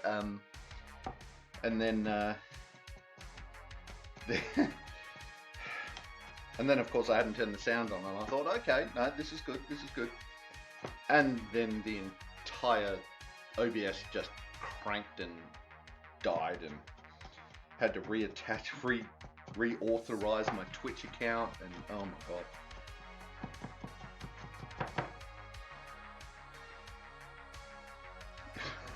But we're streaming now.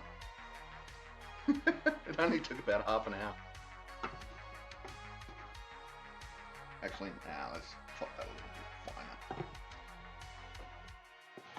Seems pretty simple to create a sieve to hold out the fattest fruit to me. The runty ones work fine for juice, which is needed anyway. I'd rather get 1 fat orange for lunch than 3 runty ones.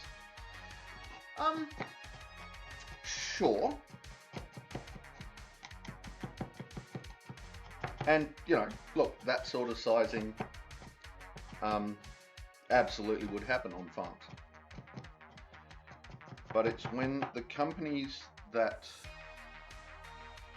that basically won't buy the food produced if it's not the right size, shape, or whatever, just because it's not the right size or color or whatever. That's what annoys me.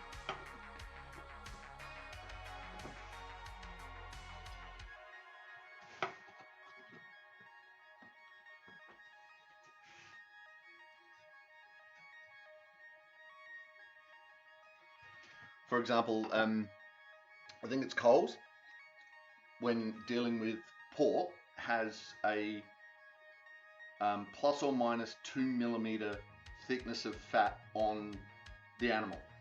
So that you find out after you've slaughtered the animal, but you slaughter the animal, then if there's too much or not enough fat, they won't buy it off you. 2 frickin' millimeters.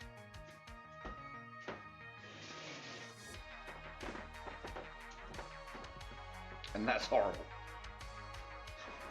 Whoops.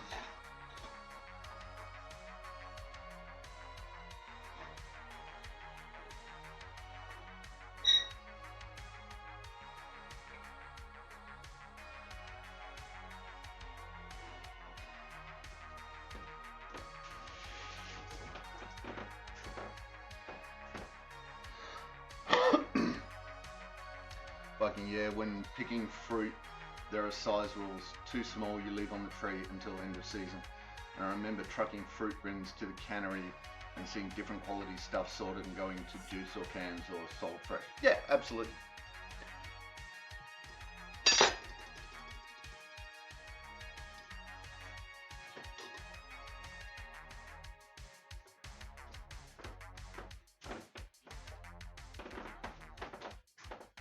There are uses for most things. It's just a lot of it, if it won't make the supermarkets because it doesn't look right.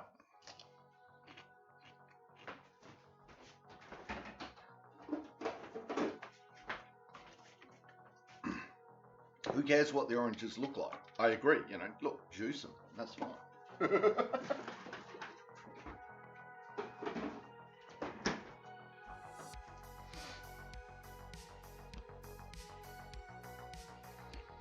All right.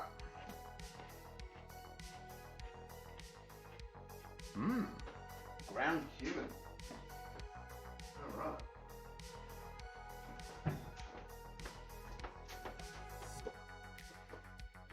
Okay, quit it.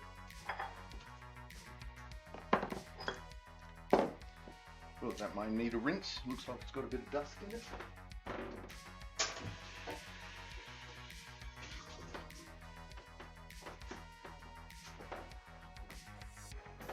Mortar and pestle. Haven't had this out.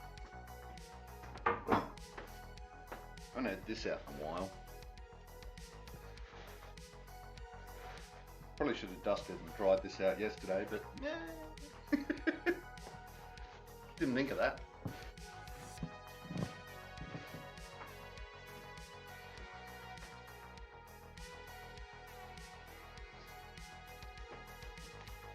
Right, so we want, how much do we want?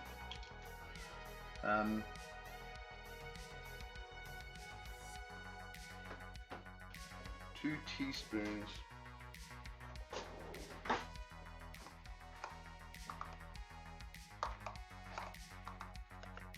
Two teaspoons.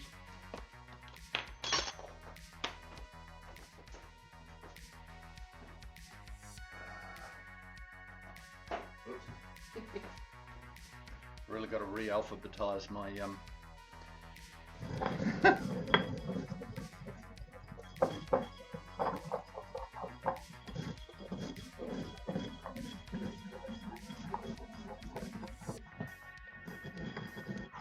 smell coming off of this.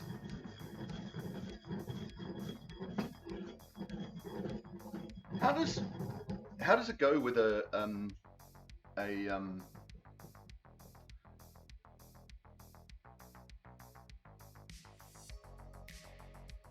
wooden mortar and pestle? How does that go?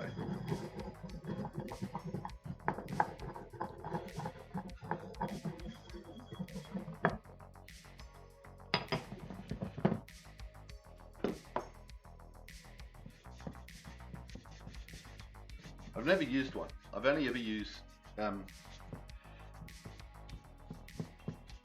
are these things called? Stone. I've only used stone ones.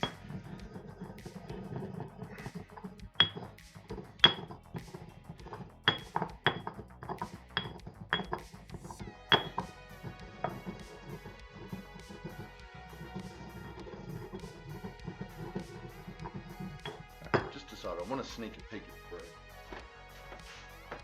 Whoa! Okay, it's getting bigger. That's a good thing. There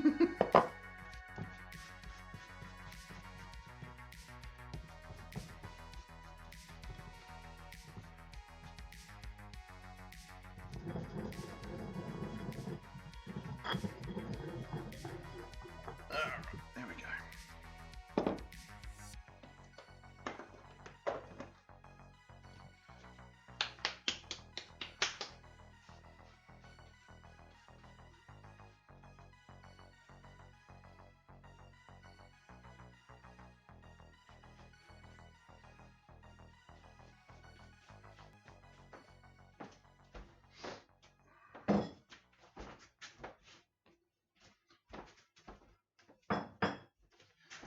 We'll give that a toss around in a minute.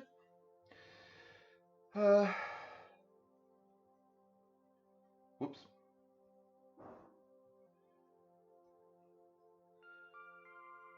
Whoops. Got a little bit eager there. But that's okay. Where's the big spoon? There it is.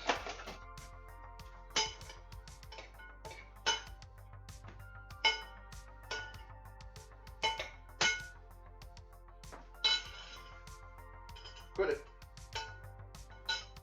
Right. Now we need some olive oil. No, where's my olive oil? Olive oil's empty.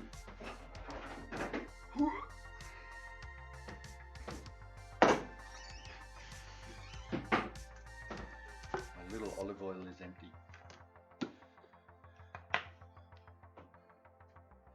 I need to get one of those. I have a garlic press, which is great, but I'm curious to do my own spices. Yeah. I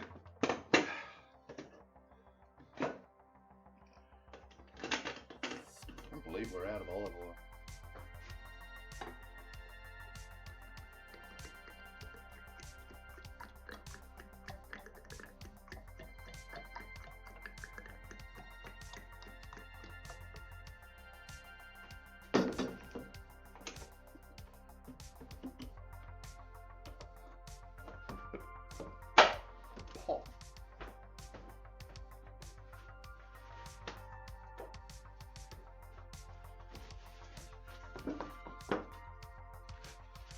There's always just that little bit left on the top of the tin.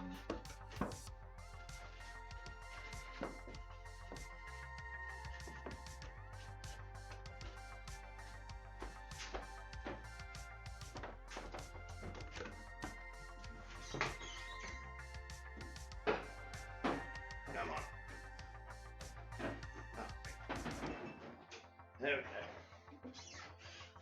go. We have olive oil again. So, we're going to, how much olive oil are we going to use? We're going to use, alright.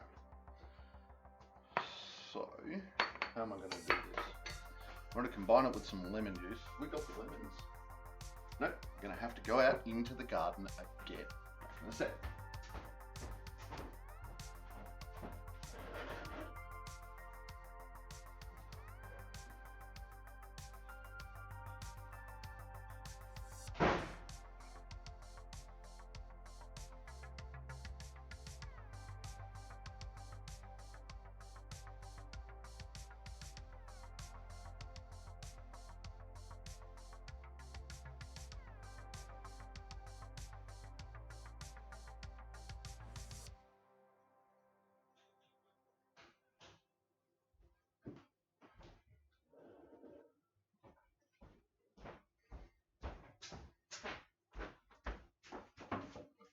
Lemon straight from the tree.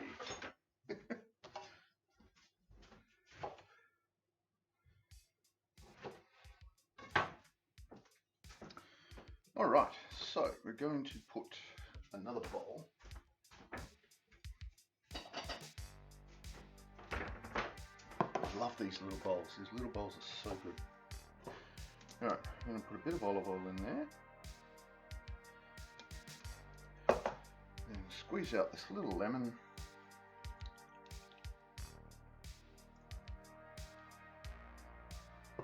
Ah! And then spill it.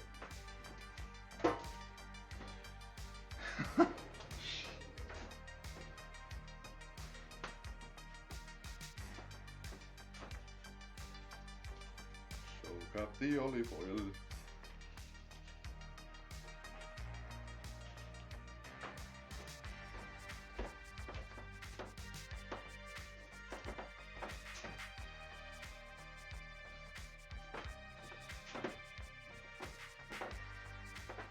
There's a little seed in there, but we'll get over it.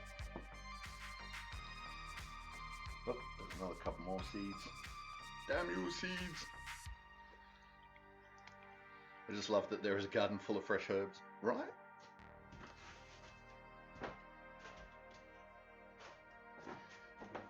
there is something just generically gratifying about walking out into your garden and pricking fresh produce. Nope. Fork is not the tool to use. Let's try a spoon. Here you go, seed one. Come here. Seed two. And seed three.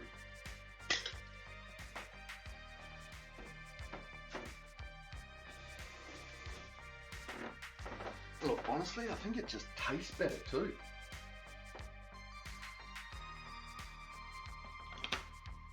Right, let's whisk this up a bit. Let's throw a bit of salt and pepper in there. Pepper's empty again. Okay.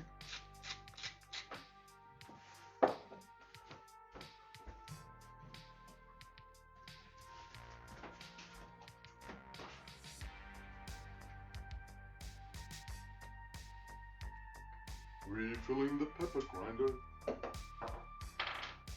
Alright. Someone already has. Thank you, someone.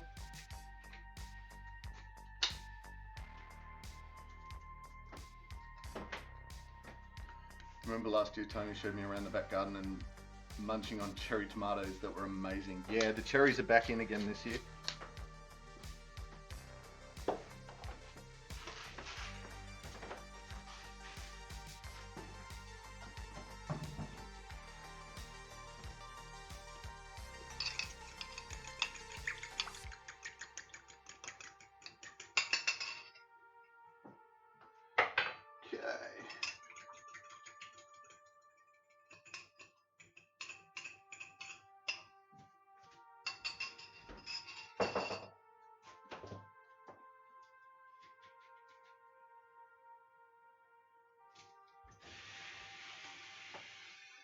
So the lentils are still a bit warm. I'd hope they would have cooled off by now, but I'm just going to run them through some cold water just to speed up the process a little bit.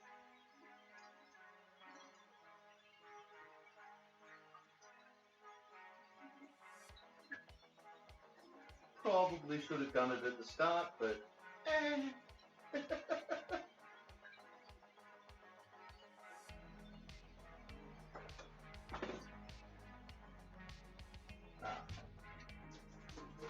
that'll do, pig, that'll do.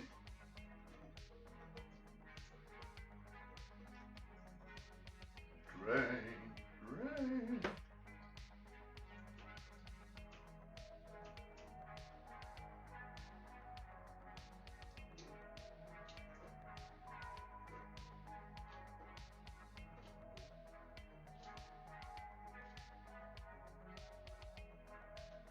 I don't know if you can see it, but no, you probably can't because the chopping camera is just in the way.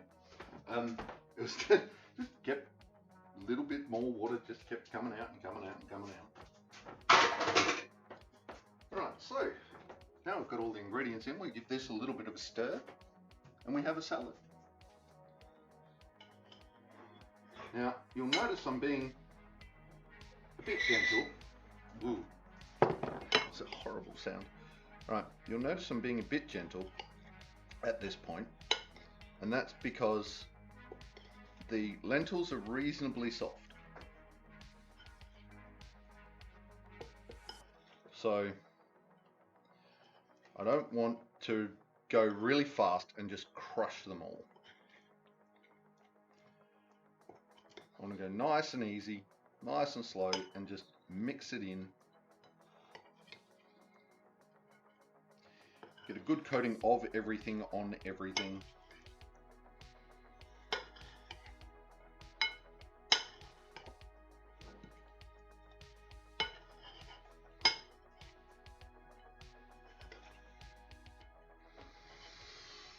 Oh, right, so the aromas of the lemon and the cumin are starting to come through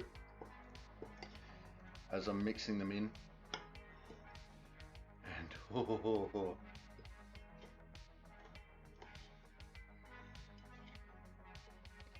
and it smells nice.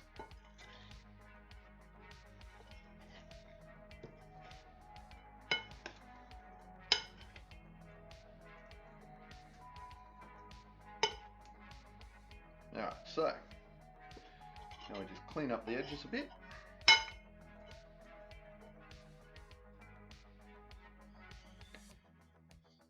Get the paper towel out. Here we go. Let's do this. Make it pretty for a photo thing.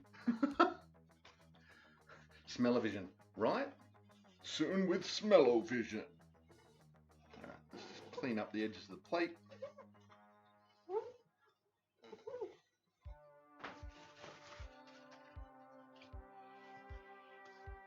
So it looks all presentable and stuff.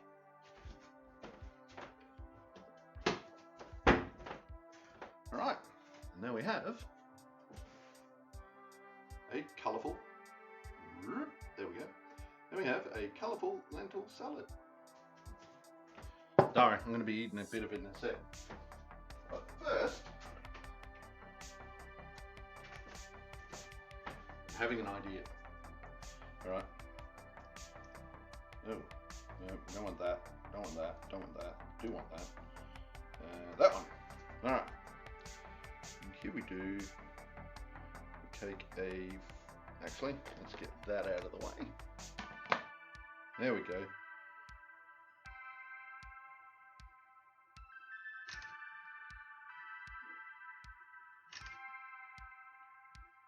Take a couple because of shaky hands. Oh, look, that's already charged. Nice. And that's back to full charge. So there is our colourful lentil salad.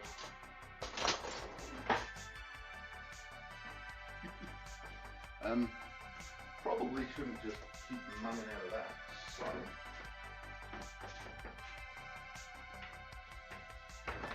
let's use another bowl. Right, so we'll serve some of that up. That still looks all nice and pretty.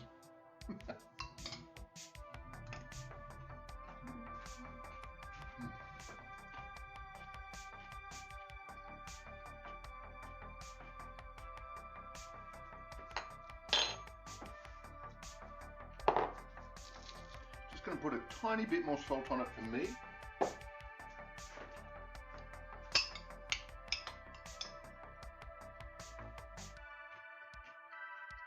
There it is.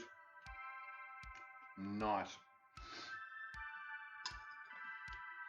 And that on.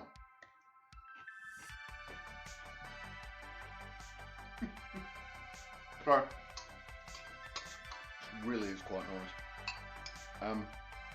I find lentils don't have that much flavour, so everything that goes in with it, it's kind of a filler on my palate. And so you can really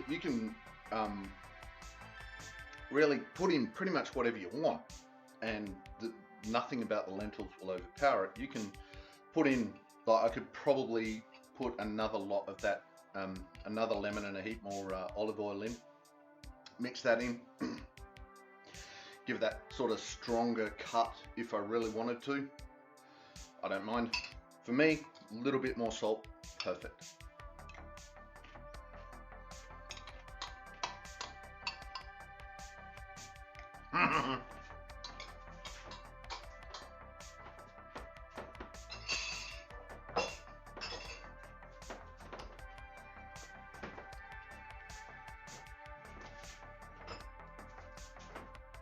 But yeah, so technically now you're meant to leave this in the fridge for a while before you eat it.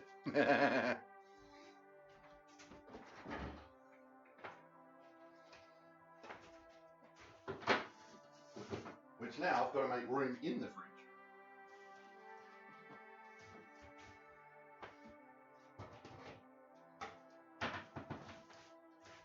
So that we can do just that.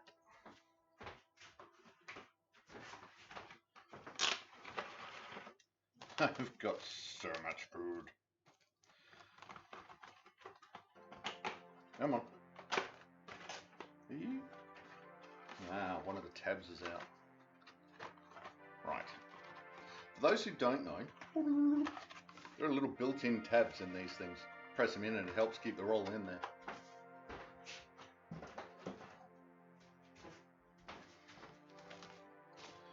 My life changed when I found that one out.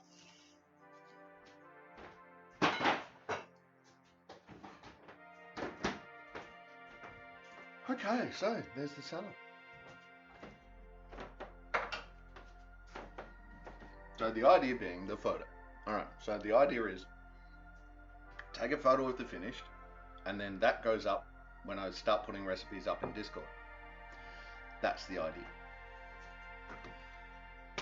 Now, whether that lazy Potts Productions guy actually, gets off his butt and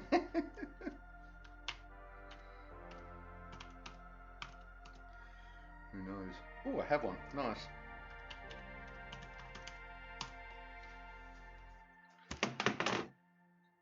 Right, so let's finish cleaning these up.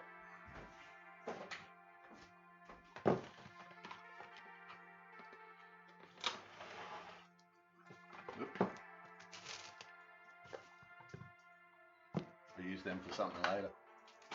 Might just mung on them, who knows?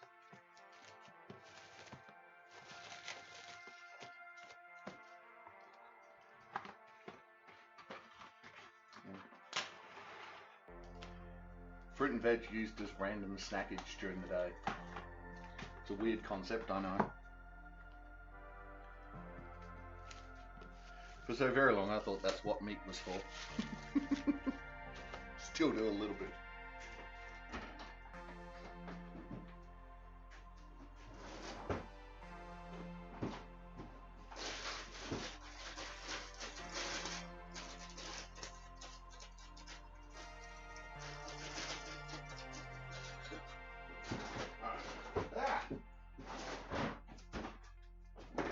Push harder and it all goes in the fridge, right? How you doing, blind streamer? Welcome to the chat. Welcome to the stream. What's going on, man? I just stumbled across your stream. How you doing? Well, we've just we're making 2 recipes today. I'm just doing a bit of cleaning up. We've just finished the colourful lentil salad, which is quite noms. We just finished that up. It's basically lentils, red capsicum, green capsicum, cucumber, celery, onion, garlic, cumin, olive oil, dried oregano. Didn't put the oregano in. Oh well. Lemon juice and salt and pepper. All just mixed together. Boom. There's a salad. The other thing we're doing is we are doing a pretzels with cheese and rosemary. So we started the stream with making the dough for that, and that's been rising in the background. In here, which, wow, okay, that is quite a bit more sizable than it was when we started. So you remember when we started, we could see pretty much the entire base. We could see at least half of the base of this pan, of this bowl, and now there's pretty much nothing left. So that has risen well, and I'm happy with that, as fixing the mix must have worked. Right, Viking? And it says to let it rise for an hour until it's doubled in size somewhere warm. And there's a nice cool breeze blowing through the house most of the time. So, and it's been a little more than an hour that it's been, a little more than an hour that it's been sitting there. So I am happy that this is going to be ready. I don't know if you can hear that. There you go. That sounds good to me.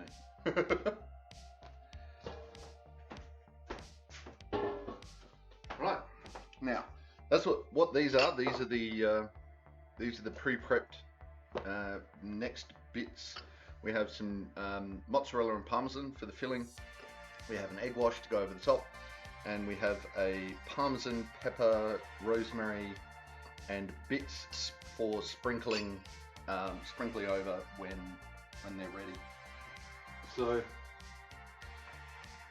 you need to, you look like a greedy, you can get out of my pot.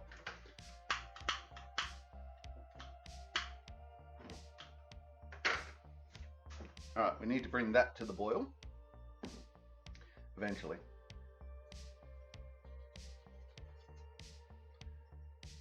So we also need to preheat the oven to 220 degrees. It's like gas mark 10. And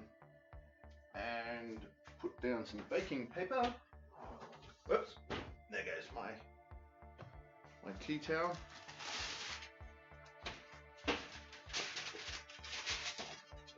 About that much.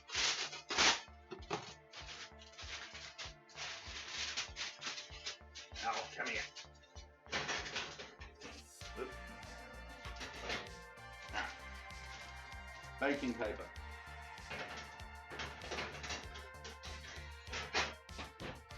Probably going to have to do this in 2 batches. Nope, that doesn't go up there. That goes down there. Huzzah! Alright, so take our wonderful dough, and what do we do with it? We do divide into 8 equal parts.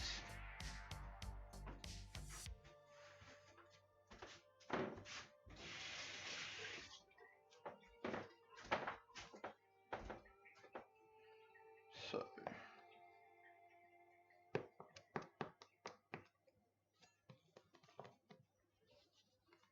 2, 4, no, 3. Getting the count ahead of myself. 4, 6,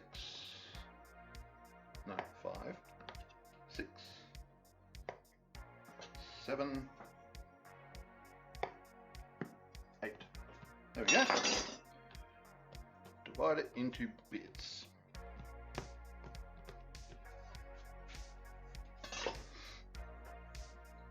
Oh, I'll just eat that. Be done with it. Alright, roll each round into a 40 centimeter rope. Alright.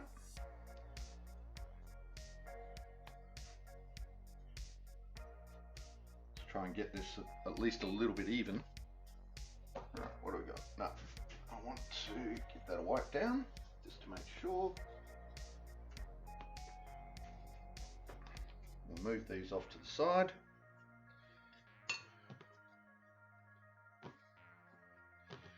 While we roll this into a 40 centimeter roll. Come on. Yep.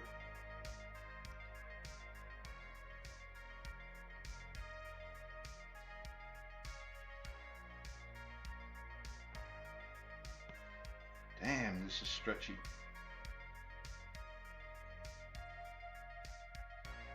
It's not sticking to the table, so that's okay.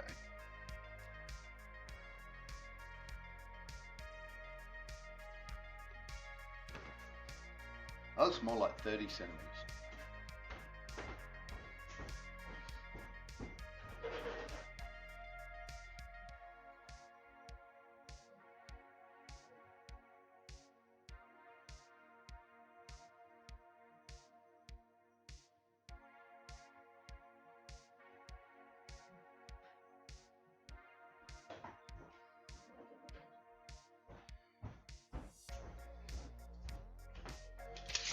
Device. Okay. It's about 35. So it's close.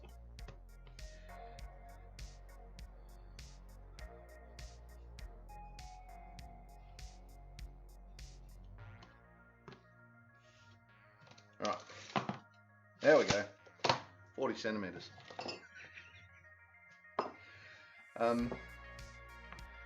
Then, all right, so that's the 40 centimeter rope.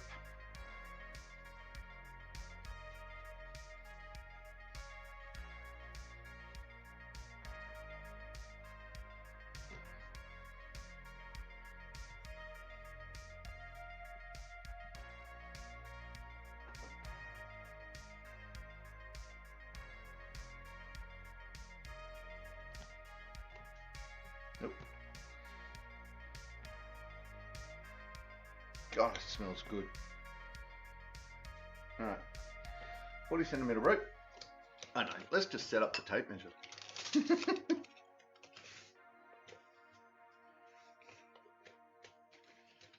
Leave that there as a guide. Right, roll out each rope so it's 10 centimeters wide. Damn. Where's the rolling pin? Oh, you mean that giant thing right on top? Okay. Alright, this thing's, I don't know if this is going to get 10 centimeters wide.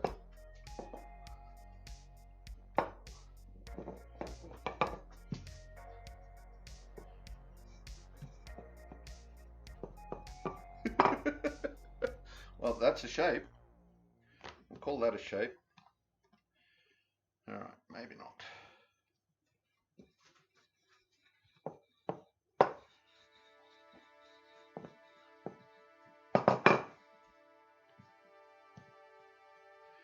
That is not going to be 10 centimeters. 10 centimeters? How the hell is this meant to get 10 centimeters wide? Seriously, there's going to be nothing left of it.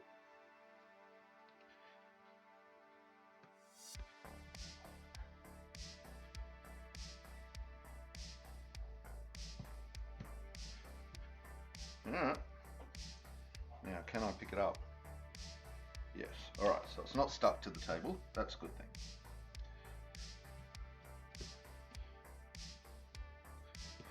So there we go. Add 2 tablespoons of cheese filling.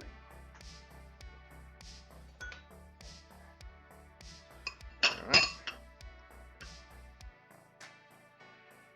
It's half. Come on. 1. 1.5.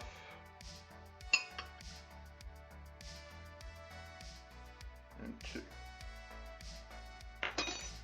Alright. Spread this out evenly.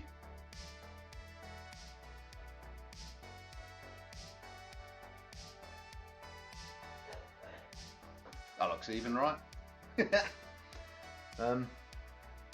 Tightly roll the dough back on the road, jelly roll style, pinching the edges together, making a U shape, and yada yada. So, let's pick this up and pinch it over the top.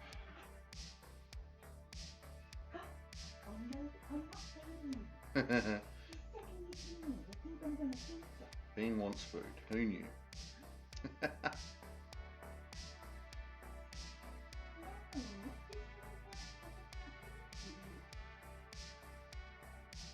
Alright. So there we go. Now we pinch all that together. Oops. Come on. There we go. Now that is a stuffed, rolled up piece of pastry. And pinch the end. Alright. A little roll. Alright, so now we make a U shape. Cross them over. And look, a pretzel. Honest, that's a pretzel, right?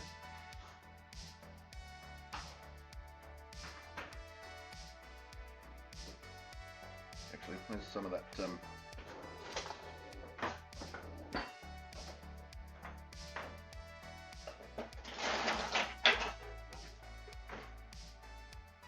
right, so make a U-turn, yep, cross the ends over each other, yep.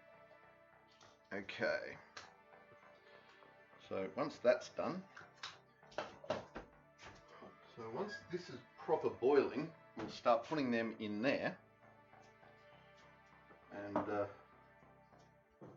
making pretzels. Alright, so let's roll this thing out.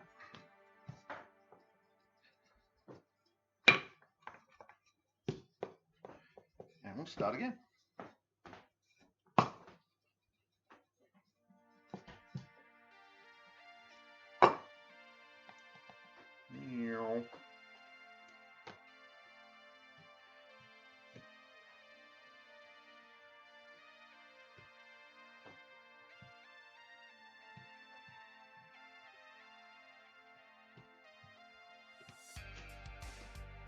Not quite boiling, it's almost there though.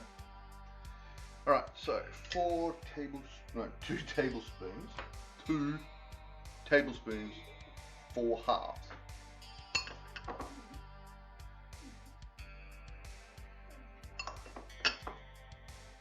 Yep.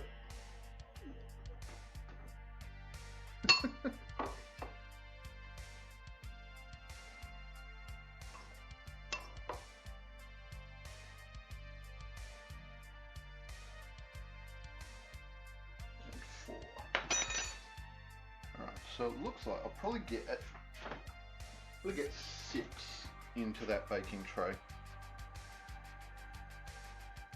I reckon. So we'll get 6 of the 8 in, which is okay.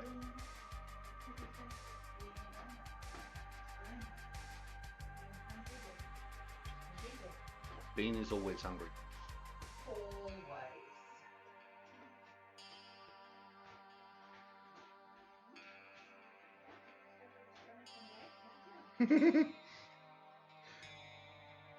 She is just a little stomach on legs. That is her modus operandi.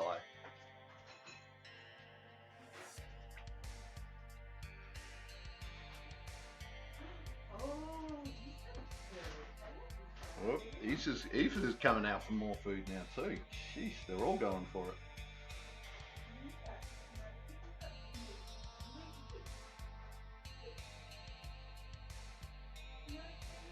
Bean is slowly learning that she doesn't have to nick everyone else's food before going back to hers.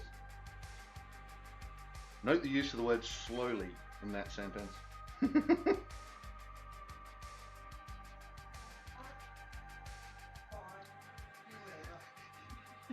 Slowly. They're all wanting to eat each other's. Uh-huh. Fine. Not our problem. Yeah, it's our monkeys, it's our circus.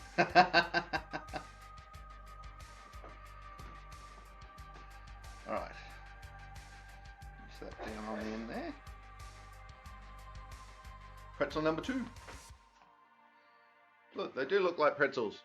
Honest. I'm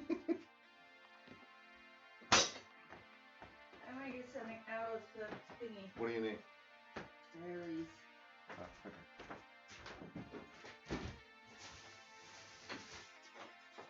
I need them in a bowl, please. And Isa has no water. Okay.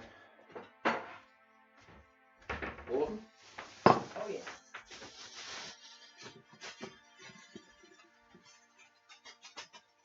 What were we saying about fruit snacks earlier?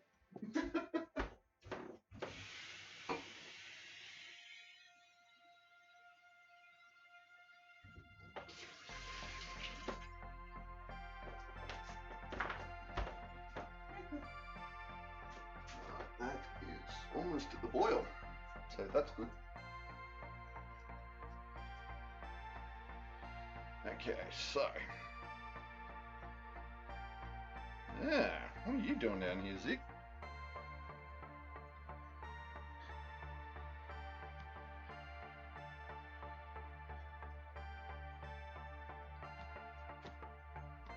Close enough.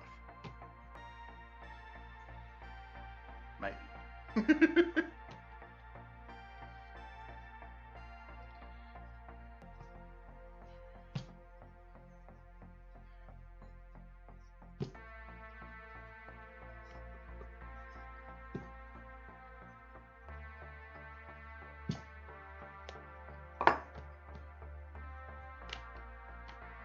It's way not 10 centimeters, but you know.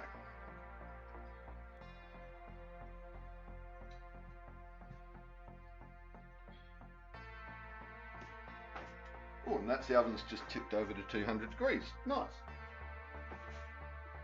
Okay, that sounds boiling, so I'm just going to turn that down while we make a couple more of these. Oops. That got a little bit wide. Oof. Wow. Shakes are getting me again.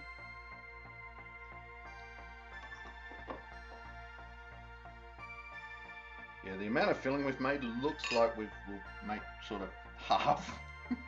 We'll have to make the whole amount of filling again. But that's okay. Whoa, more cheese.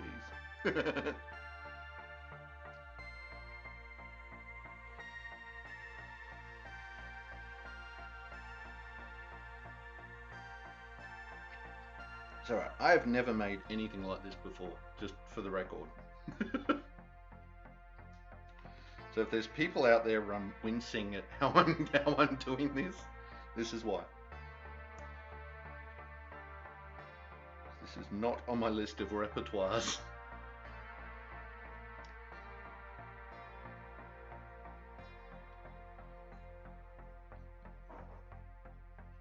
Alright.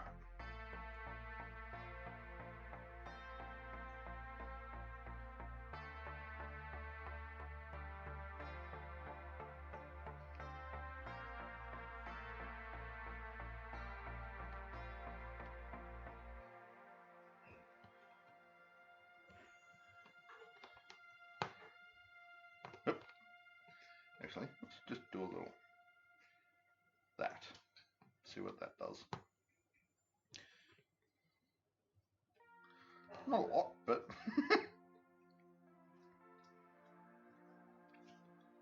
right. Now that one got a bit smaller, but it'll be fine. Fine, I tell you. Let's squish those little bits back. Right.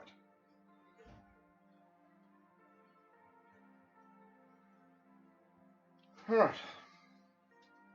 Alright, one, maybe two more, and then we might have to make some more filling. We will have a look at that in a minute. So if we get 4 done,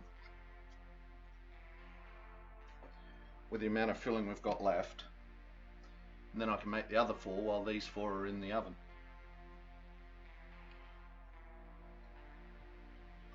And that will speed it up a little bit. Stretch, you little bugger. Kind of like it that it's like that it's so stretchy. It's kind of cool.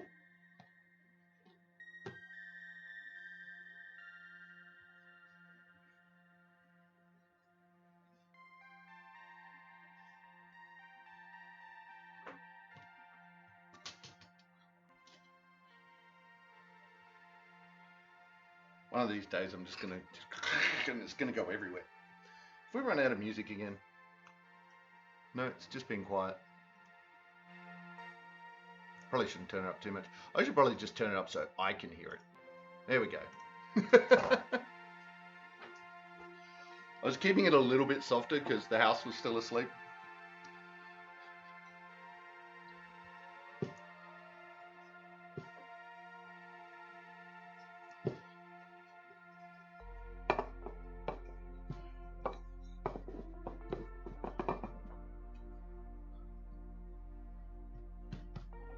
Alright, let's see how much of this is left. 1, 2, yep. Half. We're going to need to make another one of those. But that's okay.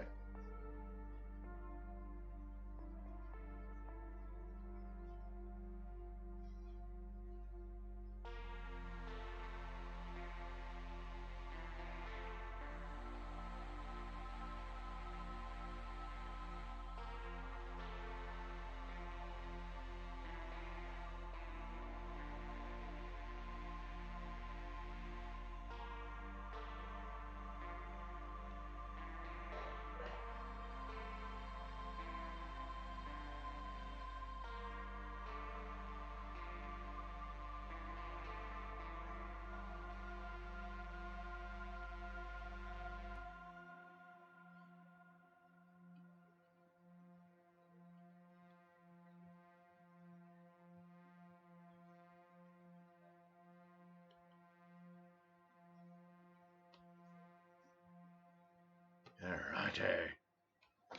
We're getting there. Let's just make that a bit more circular.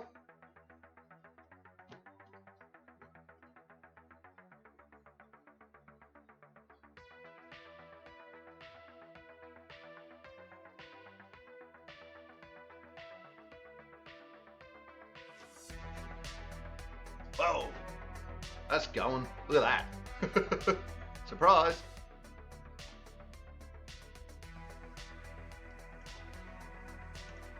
All right, there we go. All right, so now we do the boilie thing. I might actually move this forward. Take it off the back burner.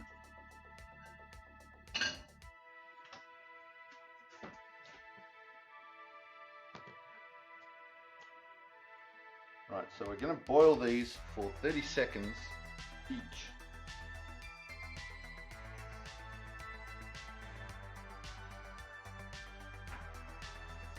And I don't need that, I need my clock and the timer. Not 30 minutes, 30 seconds. Yeah, let's boil it for 30 minutes, see what happens.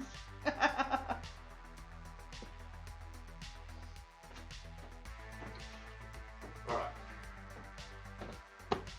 What do we need? What do we need? We need, oh, water. Okay, Ziggy needs water. Alright.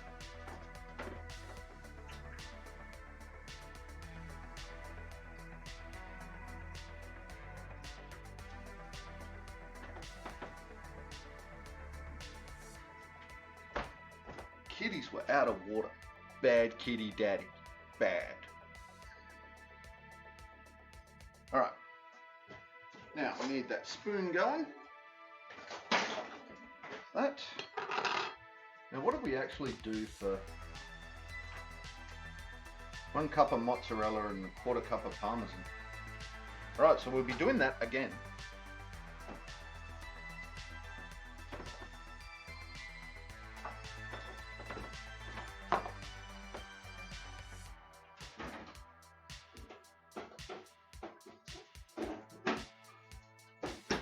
Good thing we've got more of both.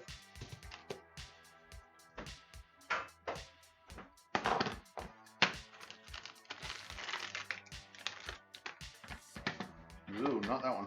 That one. There we go. We're just waiting for that water to come back to the boil.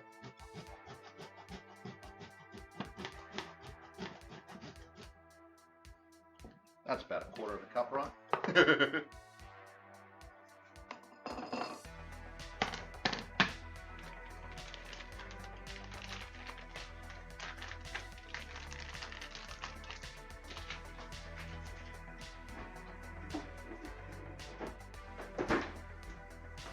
Quarter of a cup.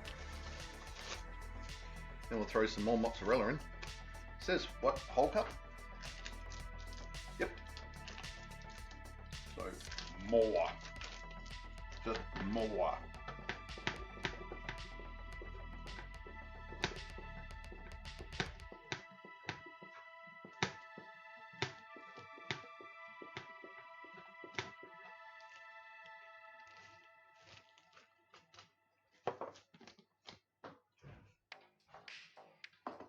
It's a bit fuller than it was last time.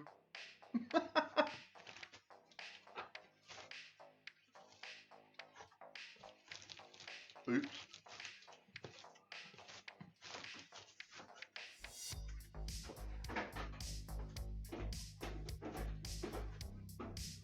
How you been, baby? Now in the kitchen with 2 cats underfoot.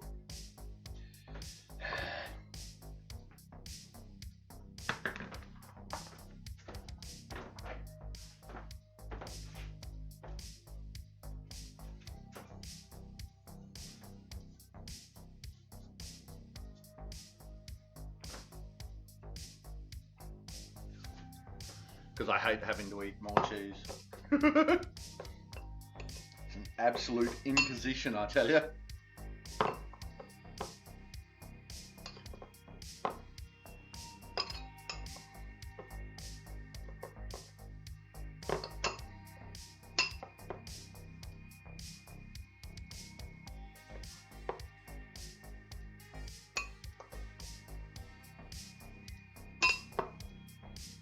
Can't put them both together and just shake them again because I've run out of bowls.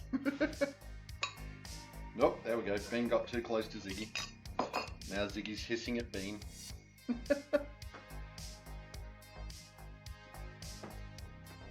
All right, well, while that's trying to boil, I missed the timing on that one a little bit, but oh well.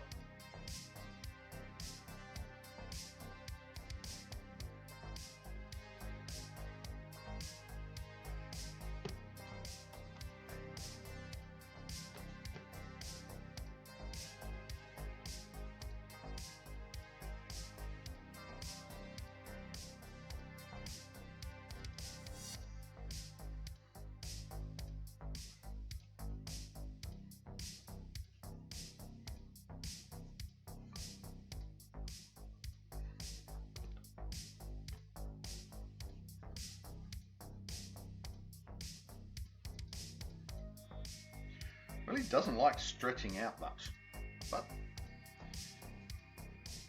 we will make it.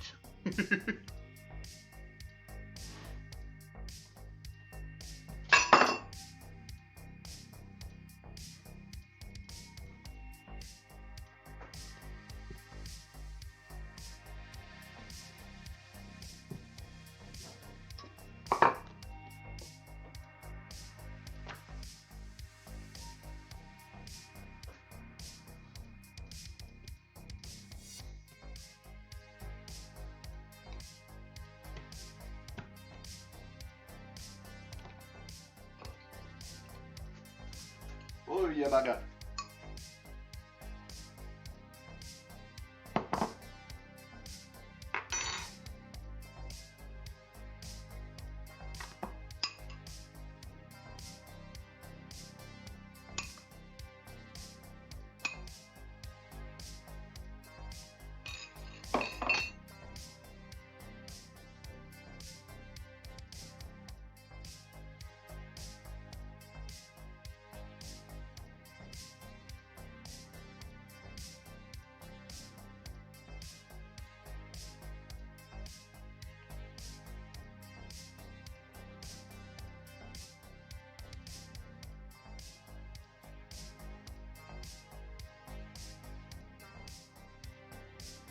Might get 5 done.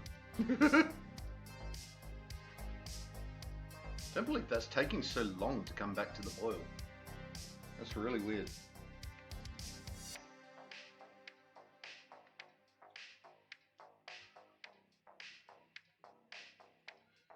Oh well, I'll know for next time.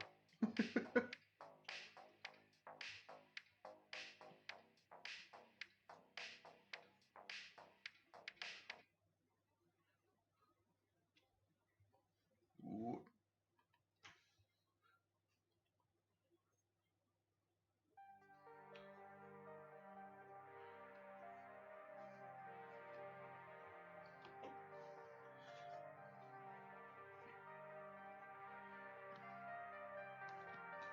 You and flip it. Flip it.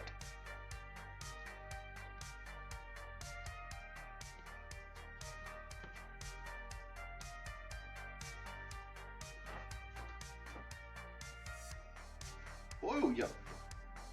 Don't know why it's not.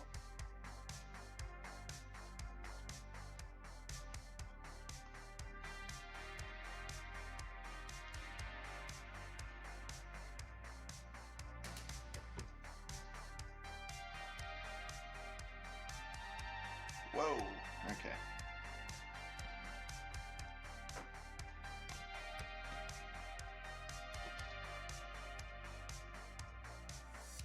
That just cracked a little bit because of the way I was treating it. Wasn't treating it good.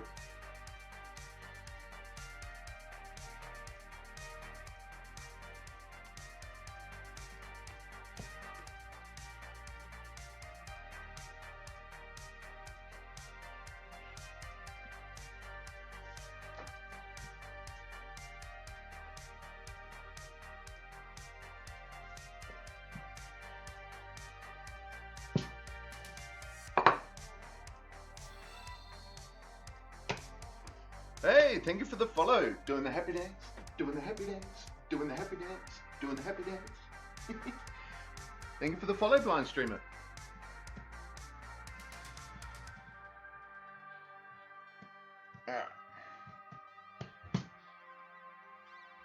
That's a bit messy down the end, but right, that's almost back to the boil.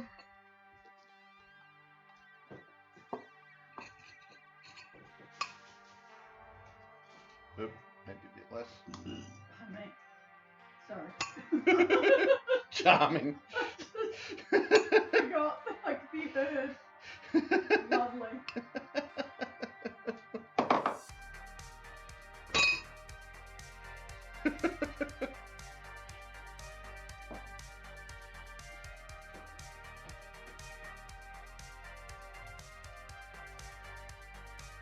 Alright, so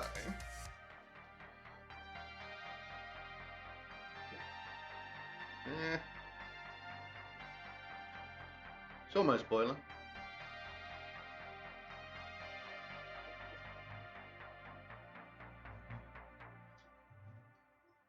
It says to roll these up like a jelly roll, but I don't know what that is, so I'm doing it this way. Jam roll. Yeah. It's a jelly roll. So I'm doing it this way.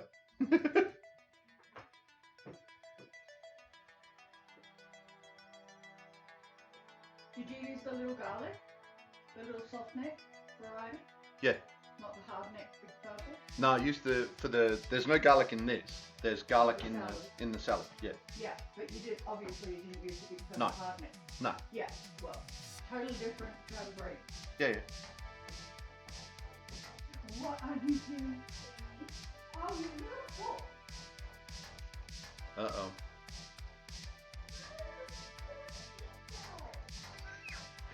Bean's eating the flowers again. Eating the pot plants.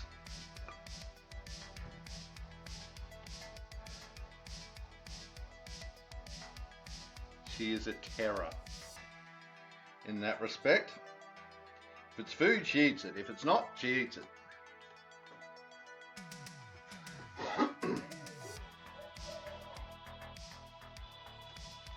I guess that's boiling. You know what? Let's stop faffing around. Boom.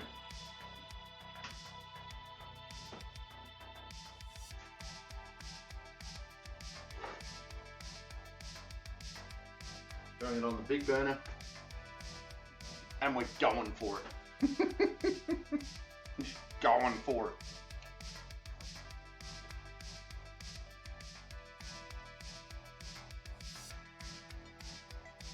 Alright, good enough.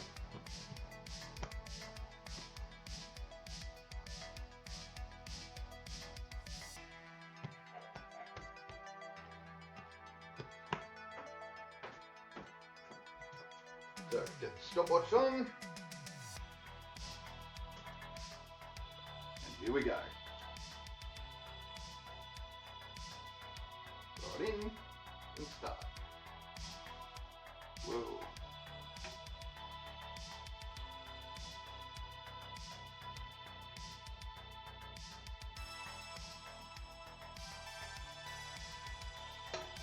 I don't know if it's meant to be totally submerged or floating. So I'm going to go with submerging it.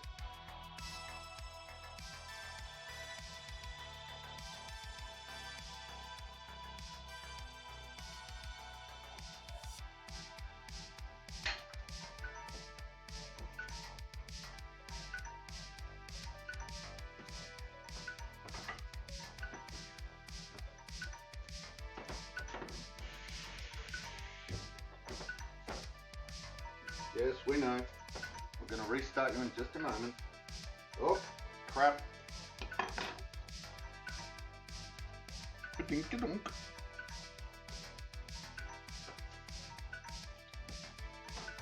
Restart.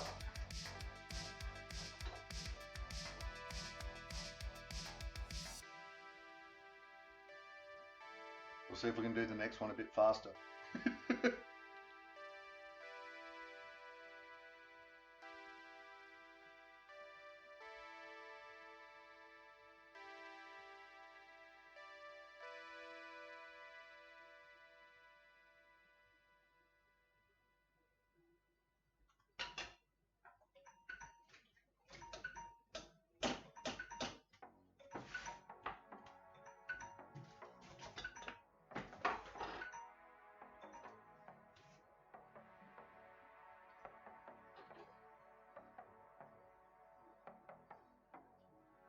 That was better. That took it 10 seconds in between instead of 30.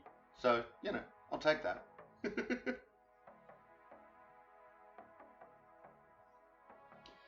I think we're just going to do 4 at this point. Now we've got 6. They'll fit.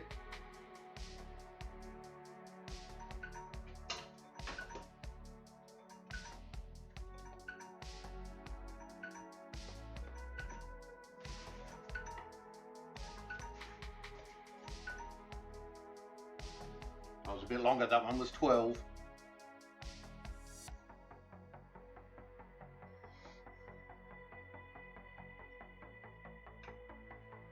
They're expanding. So, got 10 seconds. So you can see that there's a sort of size difference as they're going in the water.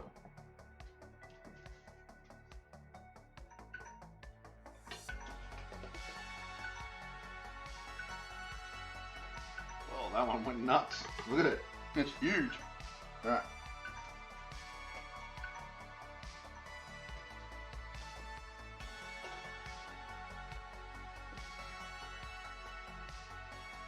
Nope, that way.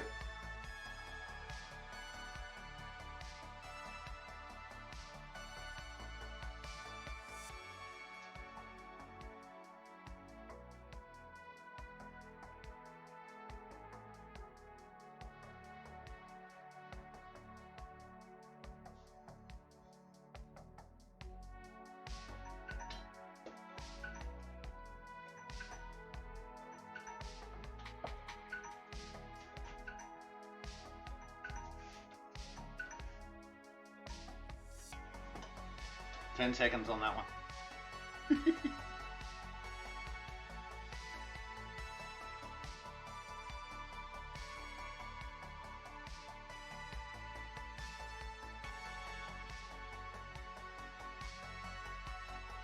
Do we do the last 2?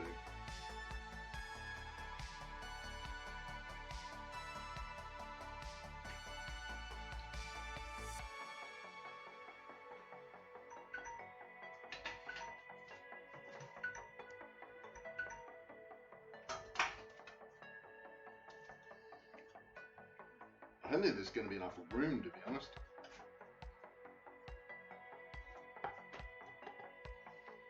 Alright. Let's find out.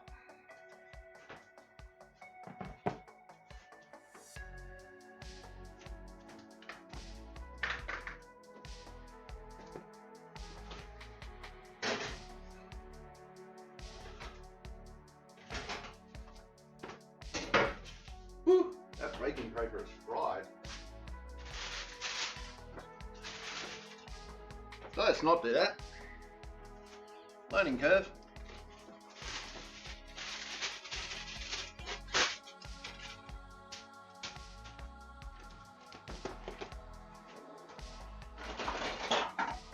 Alright, let's see how many of these we can fit on that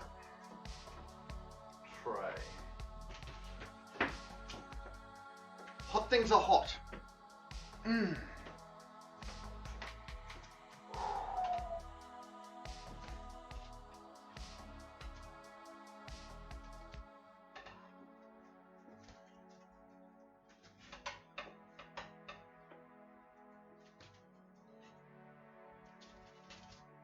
Allowing for expansion, we get 4.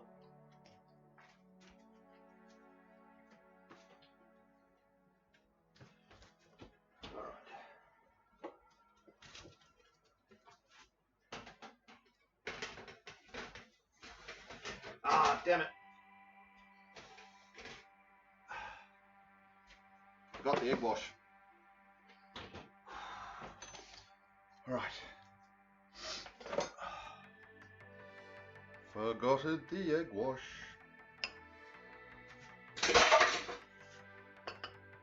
This is why I have instructions. Even with instructions, I still forget.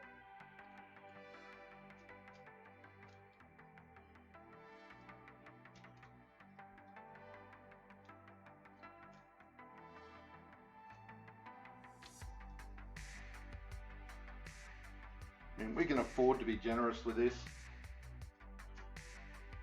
Got a whole egg just to go over the top of these, so why not, right?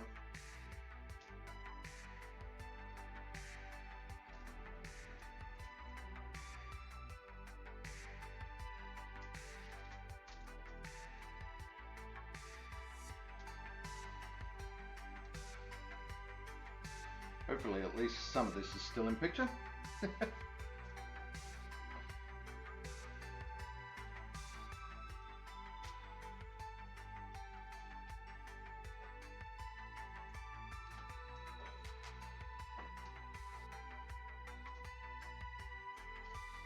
Alright. Now, hot things are hot. Just because it's black doesn't mean it's cold.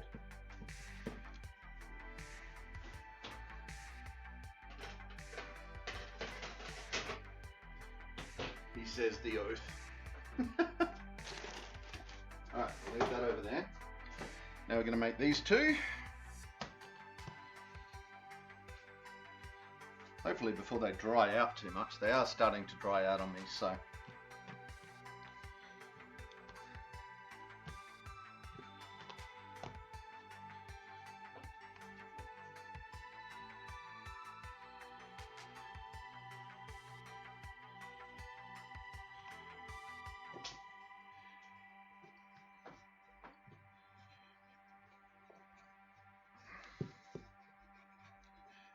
Part of that will be that I had them under a dry tea towel instead of a wet one. So that will be part of the reason why it's drying out a bit on me. That's all right.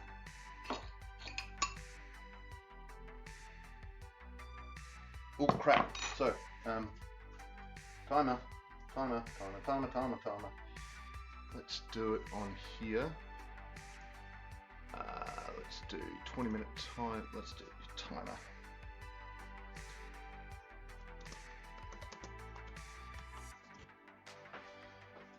And all right, that's already off. Excellent.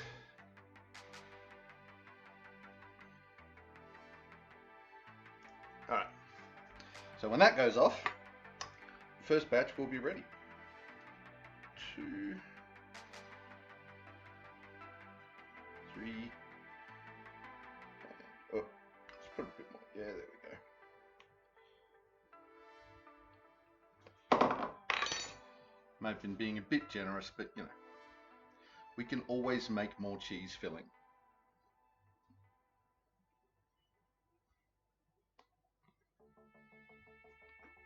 All right, let's try this whole jelly roll style thing, see if that changes anything.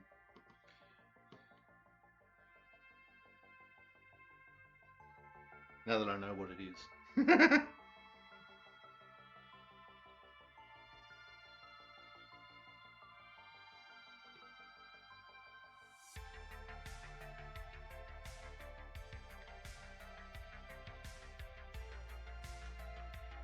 Okay, I guess that's working. Kinda.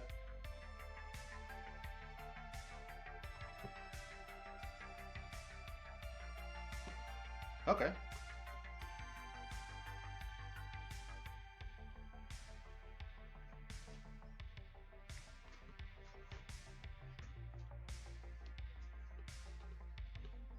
Don't know if that's going to be enough.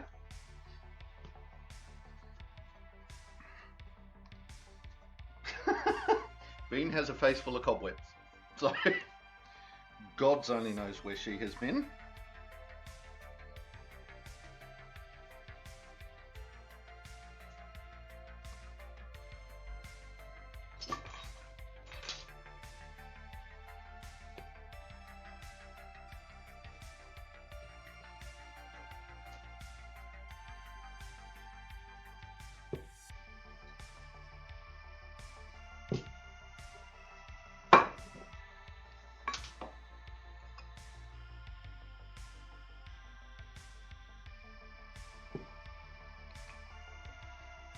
See, it's just not quite enough. So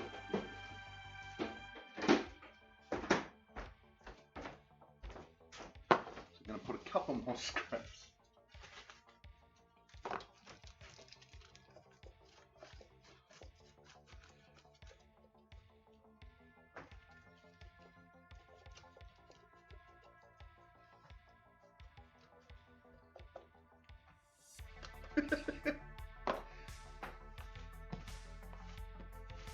Not going to have the last one be skimped on.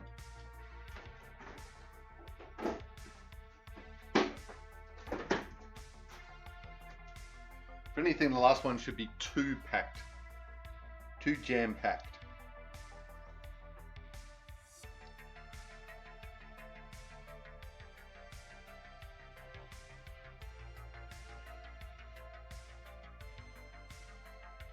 Alright. I'm going to jelly roll this thing.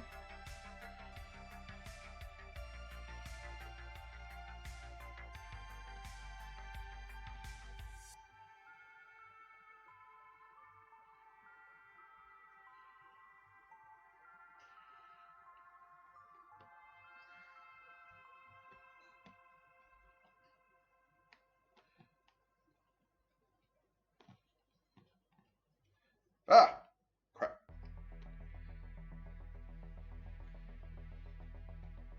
I just opened it back up, trying to roll it.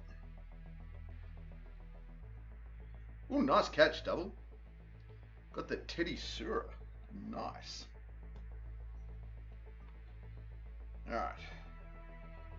There. Whoop. Nope. Alright. I think it needed to be a little bit more sticky, but that's okay. We can live with that. Put these back over here. Whoop. Nope. Come on.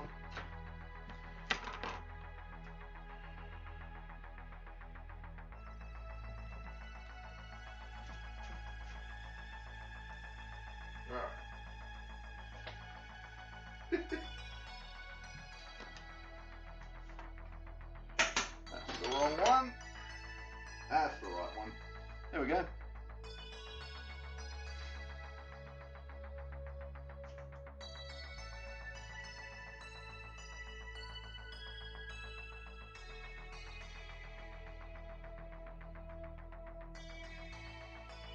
"30 seconds.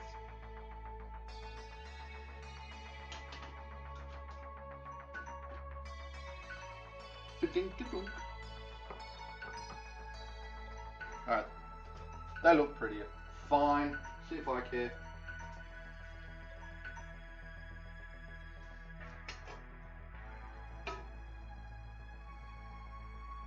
They look more pretty if you jelly roll them. Fine.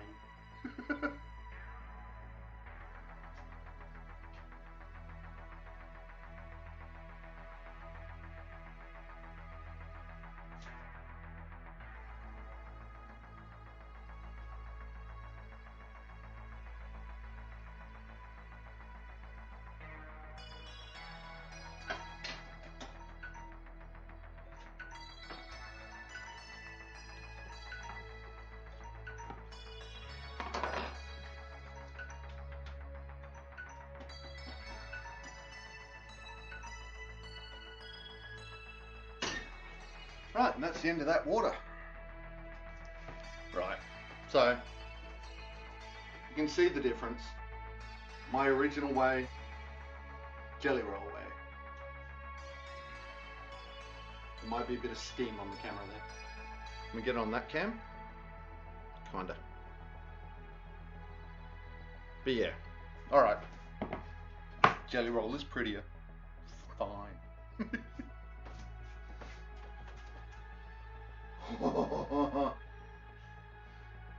Okay.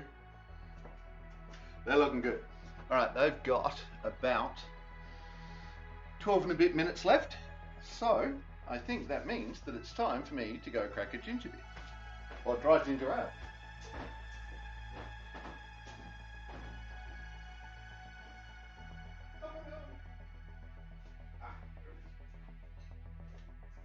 No, Bean, I'm not going to feed you.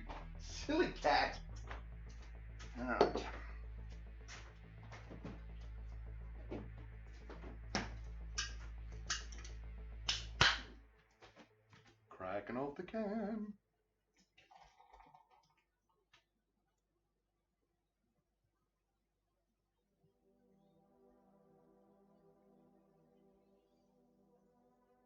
feel like I'm on one of those probably shouldn't put that there. Feel like I'm on one of those hot tub ones where it's like you see the person's elbow every now and then.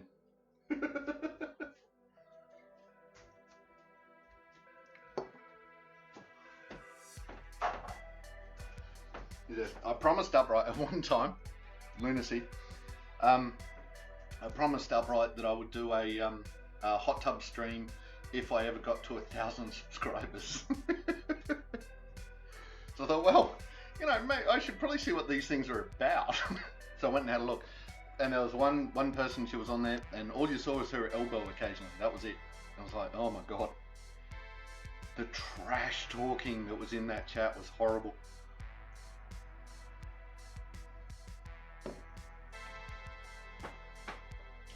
But then, you know, you are appealing to a select clientele. Right, so we're going to have some melty butter in a minute.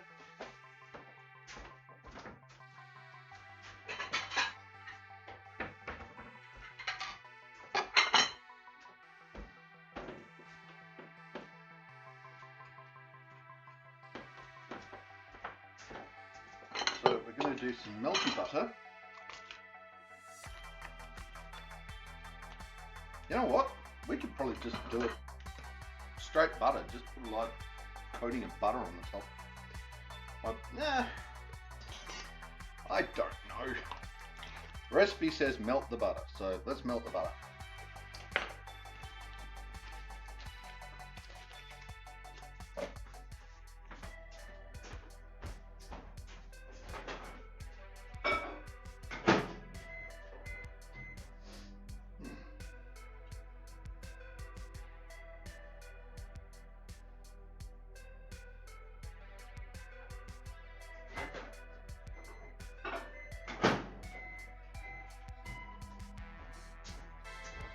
Shove it in the microwave. Boom, melt it. That's the way it's meant to work, right?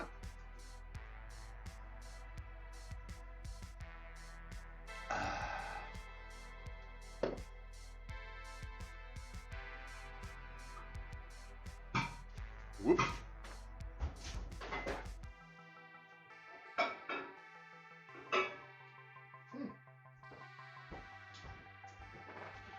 It appears the butter exploded. That was interesting. So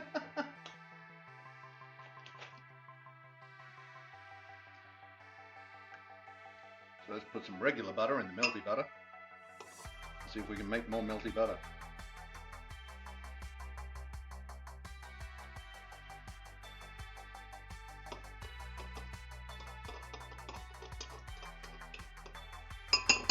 Alright, that is being melty butter.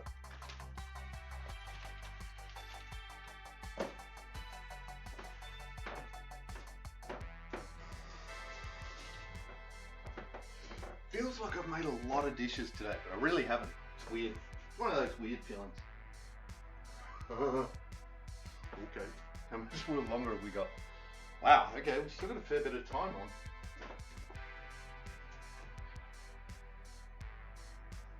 Oh.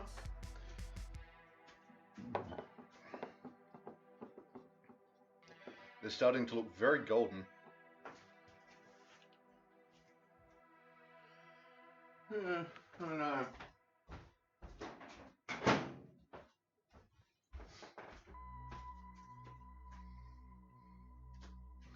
Wild Scruppy. Let's see if I've got one of those. While we're waiting, I'll finally get a chance to poke a catch again. Let's find out.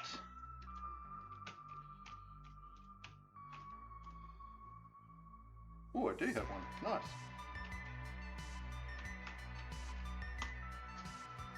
I'll just use a regular ball to catch it.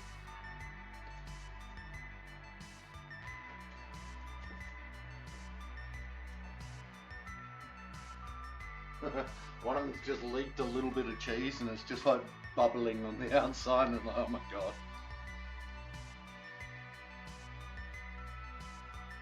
I know we missed a couple of minutes because I put them in and then didn't set the timer. So I'm thinking I might pull these out a bit early. Yeah. Yep. Pulling them out. That looks like a good plan.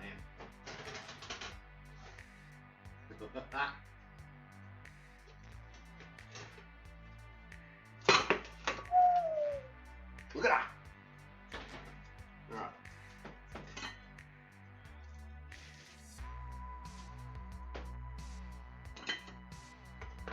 So there we go. We've got that. Do we have another brush? I'm going to have to use the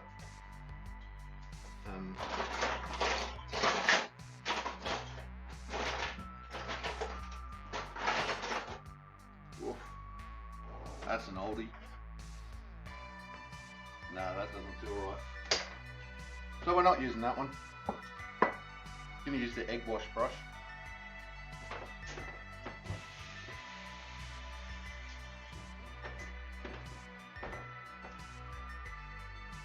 Where'd I put it? There it is.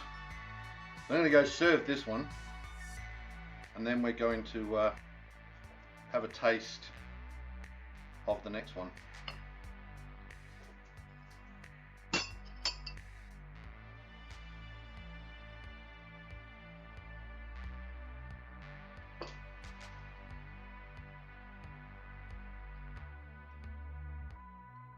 Look at that. Aha! I'll be back.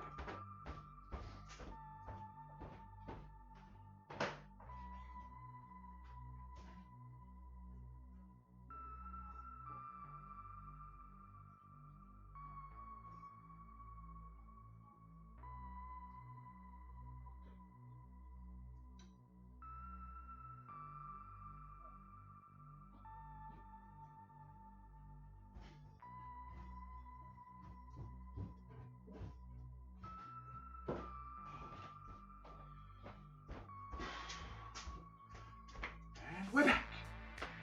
Alright, so we'll take this one. And what are we doing with the other two? We're putting them on, we'll put them on that board. Alright.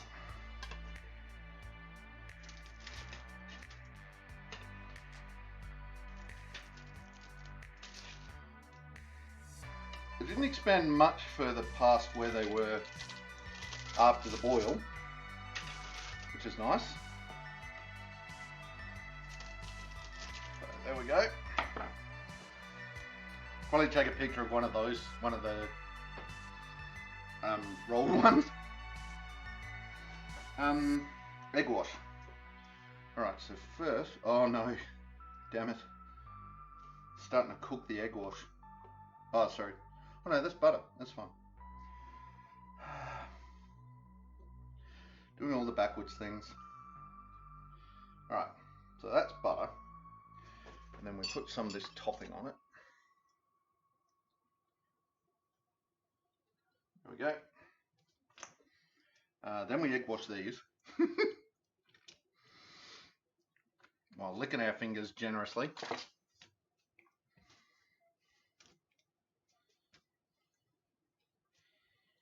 And then we're going to have a taste test.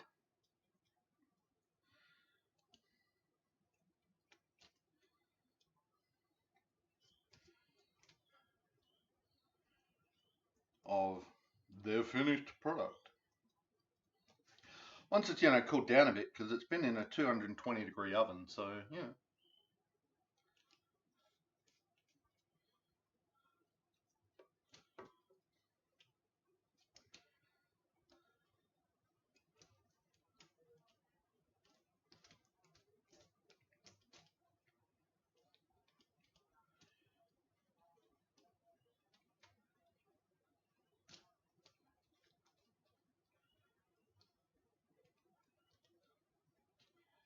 Now, if I had a second tray, I could have just put this on a second tray, and that would have been fine. But with this oven, I don't. And now I've lost my shoulder towel.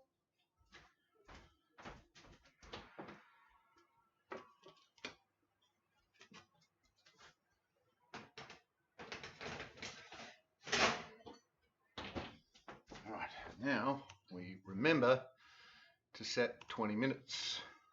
Reset. Start. All right, there we go. Yeah, I'm on it. I'm on it. Thank you. Let's do, what do we want? Let's do some nostalgic. There we go. Hey, what's going on? I'm back. Your stream was the most interesting. Yay! Thank you. The music just ended. There's only a certain amount of each thing on YouTube that it goes.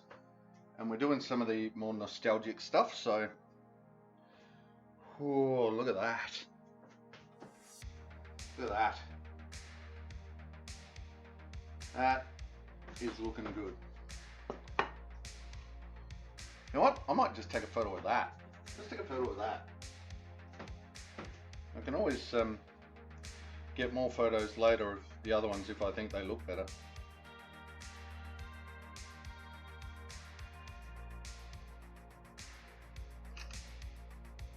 Stop the shakes. Alright, can you give me an update? What did you do? Alright, so what we've done is we took the bread that was rising in the background, we cut it into 8, we rolled them out into 40cm long sausages, then flattened them out. It was meant to be 10 centimeters thick, but didn't quite make it that far. We then filled it with Parmesan, a mixture of Parmesan and mozzarella cheese, rolled it up, turned it into a U, flipped it over, turned it into a pretzel. Then we put that pretzel into a boiling solution of water and bicarb of soda, left it in there for 30 seconds. Kind of floated, so I decided to push it down with the holy spatula. Left it in there for 30 seconds, took them out, then put them on a tray, gave them an egg wash, a generous egg wash, then threw them in the oven for 20 minutes. When it came out of the oven, we basted it with butter and then a mixture of, hang on, let me get this right, a mixture of Parmesan cheese, fresh rosemary, garlic powder, black pepper, and a pinch of salt. And that's what went on over the top. And that is what we are about to cut into to see how it went.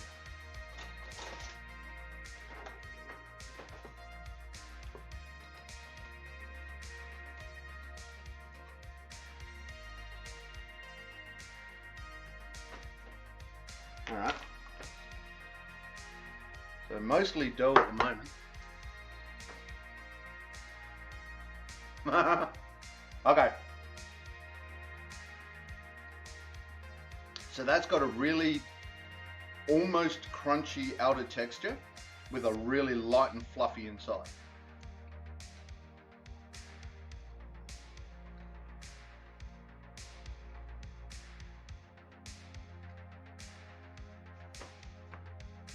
There's a teeny bit of cheese there.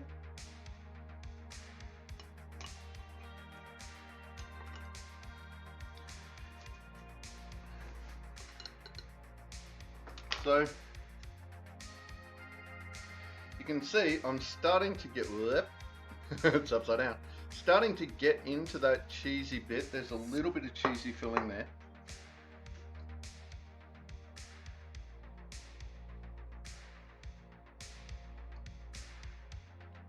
So the bread is really nice. The outer crust is just that right amount of, not crunchy, but sort of like crusty maybe, but so very thin. I think if I was to, so far, if I was to do this again, I would probably double the amount of packing I put in it.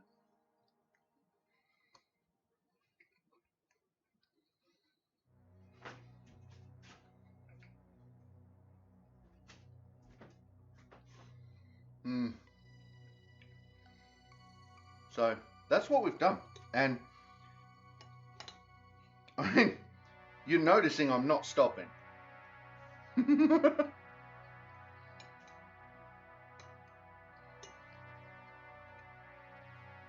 that has really, really fluffed up. There's a lot of fluff in there. It's just tiny, there is that sliver of cheese in there.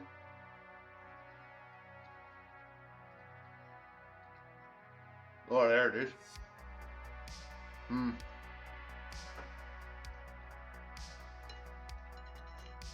Okay.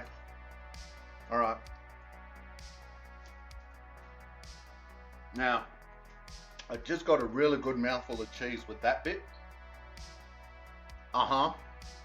So, I think extra toppings. Maybe go for 3 tablespoons of cheese rather than 2.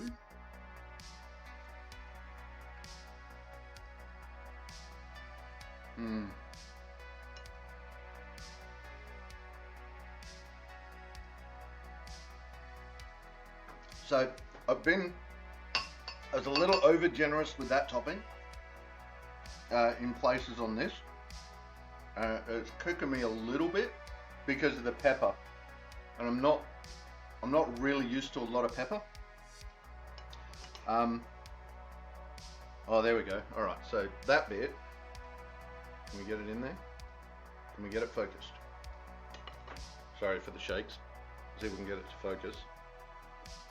Here. Ah! Sorry. Touch screen. Alright, it's got a bit more cheese in.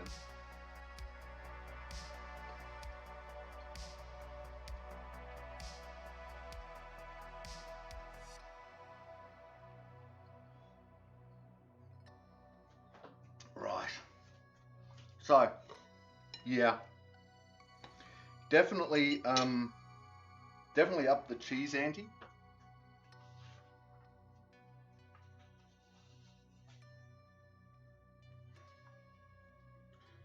So we need to double, where's my pen?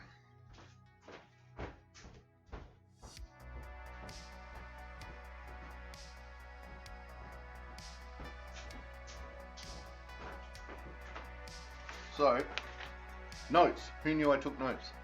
So I'm going to times that by 3. So we'll make 3 times the amount of filling because we doubled it anyway. And then we're going to add 3 tablespoons of cheese filling along the rope, and we'll see how that goes next time I make it. So, but you'll note again that I'm not stopping.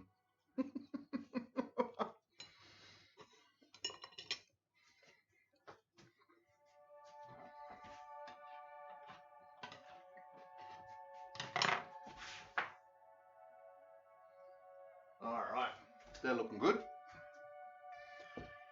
Yeah, they look okay. So I had a much bigger break. I thought it was like 2 or 3 minutes before I set the timer on these ones. It was obviously somewhat longer because we're nearly halfway through.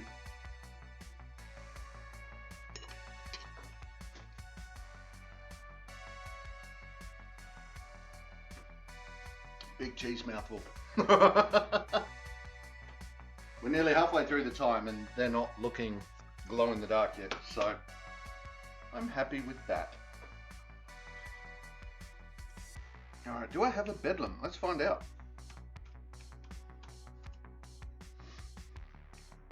I do.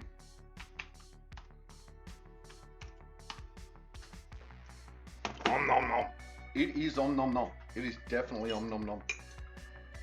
So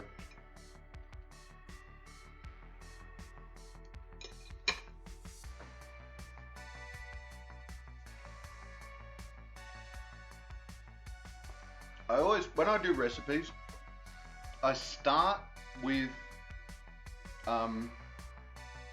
what the recipe says, but then I adjust to my taste. So there are people that would probably eat this and go, oh my god, the cheese, there's so much cheese. But because I eat so much cheese and, you know, good flavored cheese, then I tend to add more just to recipe. Recipe is like a guideline more than a rule. Yeah, look, it's a starting point. It's a jump off point. They always are. So if you're trying recipes and it's not quite right for you, I strongly recommend just tweak it a bit. You know, have a look at the ingredients. It's like, which ingredient do I really like? Cheese. Am I tasting enough cheese? No, add some more. Done. Do it again. See if that's enough. Is it? No, add some more. Yeah, jump off point. There you go. Skydive. No. Just no. Having done cooking and skydiving, no, I'm not going to try and combine those two things. I'm sure some smartass has driven a car out of a plane and, you know, had a cooking stove in the back of it or something. Making a sandwich in freefall. No, you probably, I mean, if you had, you might be able to do it if you had like sachets of sauce and like a deviled ham. But if you like, if you tried to take out a piece of ham and put it on a slice of bread, well, the bread would be gone before you even got there. Yeah, because don't forget, you're traveling at, well, terminal velocity, I think, for a human being is somewhere around 120 miles per hour. And you're trying to put stuff on a sandwich with the wind whipping past you at 120 miles an hour. Probably not going to be a good thing. Peanut butter is glue. You know, if you ever do attempt at Viking, please have a camera flyer there to film it, because I will have a good old laugh at you trying to do that.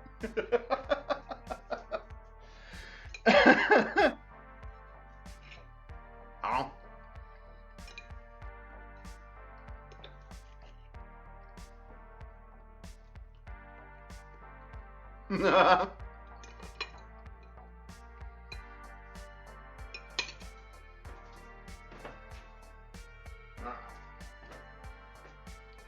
This doesn't look good. How long have we got left?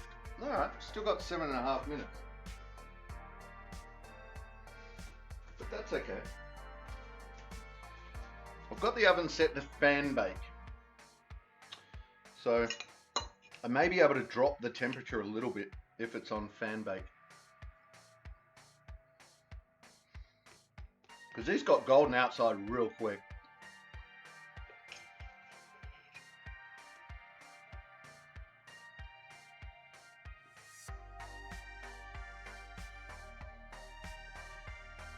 You know, when I inquired about skydiving in my 20s, I was basically told I'd have to go hard mode. I think you and Rena confirmed that I'm too big for tandem jumping. Yep. Yeah, you were at the time.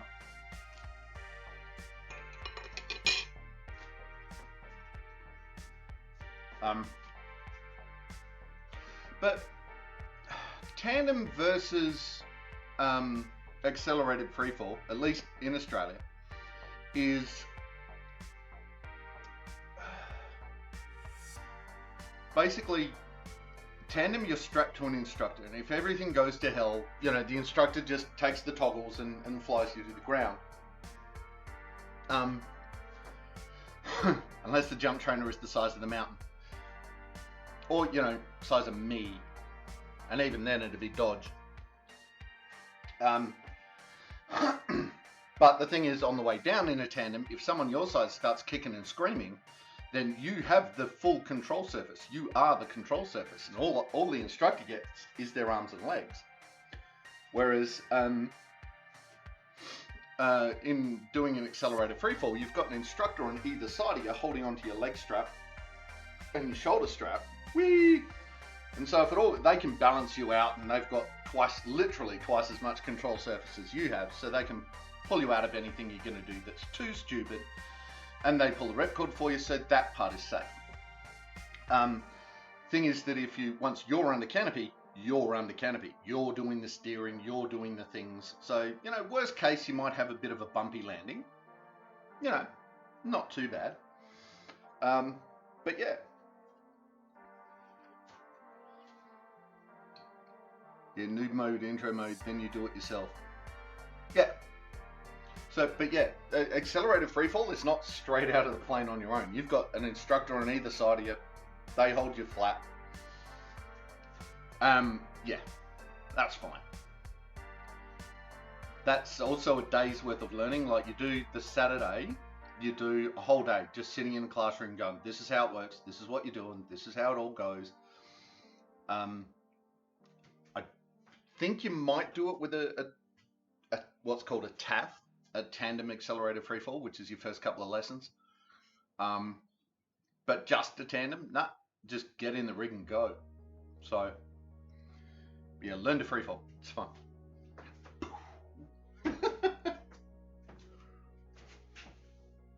Alright.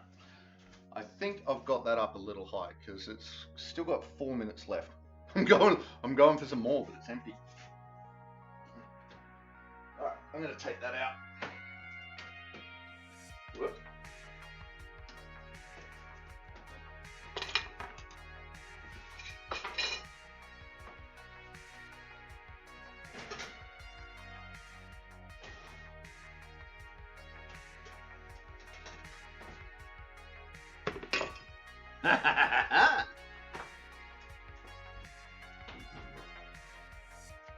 I don't know which green tea towel I'm meant to be using. I've now got 2 of them.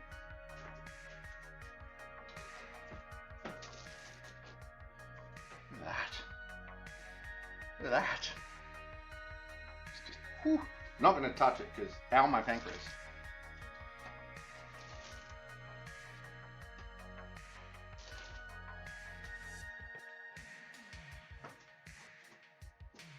They are looking good though.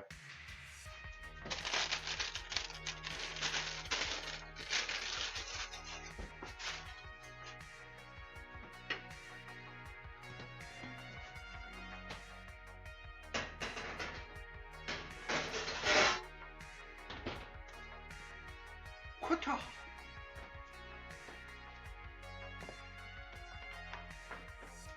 There we go. They're not quite as dark as they're looking at, but so let's do that. Let's do. Here we go. Let's do the. Oh look, a pile of pretzels. Let's do a pile of pretzels photo.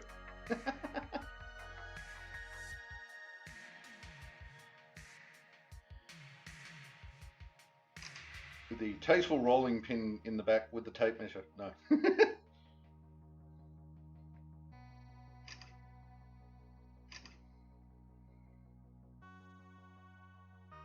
Look at me trying not to breathe. Alright, there we go. Alright, get rid of that. And there we go. We're done. That is cooking for the day. Alright, so let's turn. Let's see what this does. Let's turn that one off. There you go. Haha, look, I have a whole kitchen now. Now everyone can see that I left that door open. Alright, so there we go. We'll take them out of the way.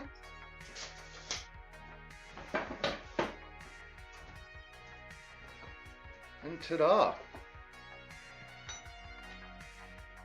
Put the nice, there we go, a nice pretzel picture. They actually look burnt in that camera, but they're not. They're just a really golden color.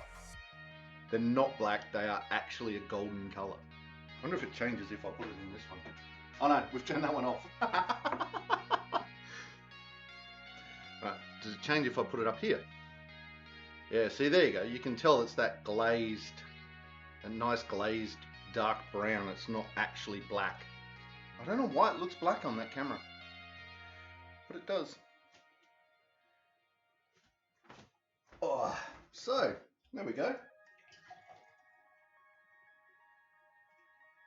I tell you, it is starting to warm up in here. That cool breeze has gone away. Damn you, cool breeze, damn you. Right, let's turn the music down a little bit. Come on, a little bit.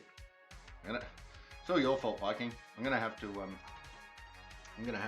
adjust the sensitivity of my mouse now. You've got me thinking about it. So, speed. So we'll get rid of that. Get rid of that. get rid of that. Closing all these tabs that I had open is like, why won't my stream work? Still have no idea what caused it, but there you go. What are we doing? Oh yes, we're going to go see who's on. Let's go see who's on.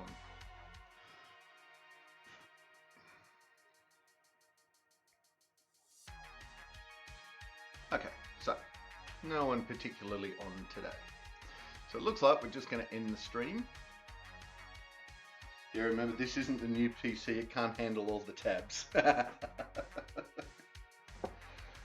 Well, at the moment, I've actually got Discord open, and it seems to be working okay. I think what was really killing it was trying to communicate with the PlayStation and doing the remote play. It just couldn't handle it.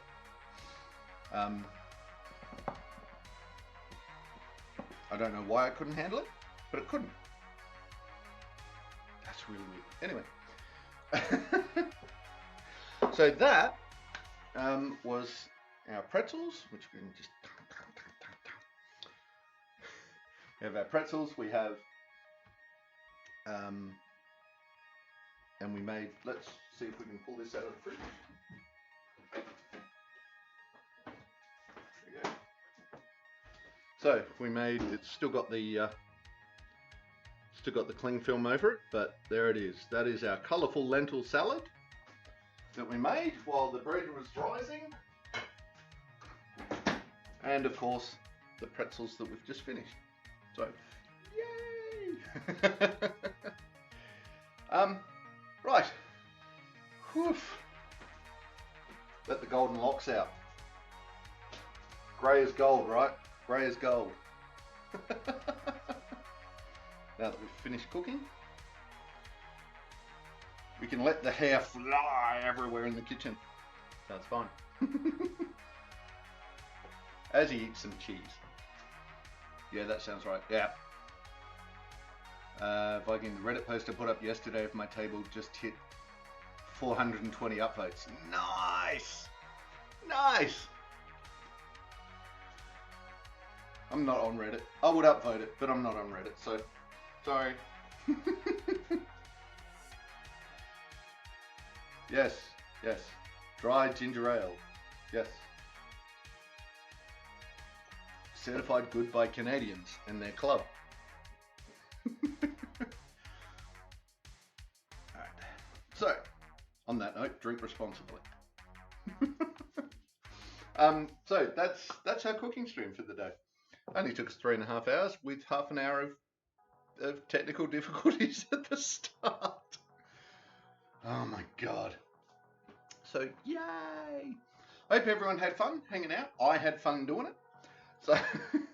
So yeah, tomorrow, we are back tomorrow. What are we doing? We are playing Stray tomorrow.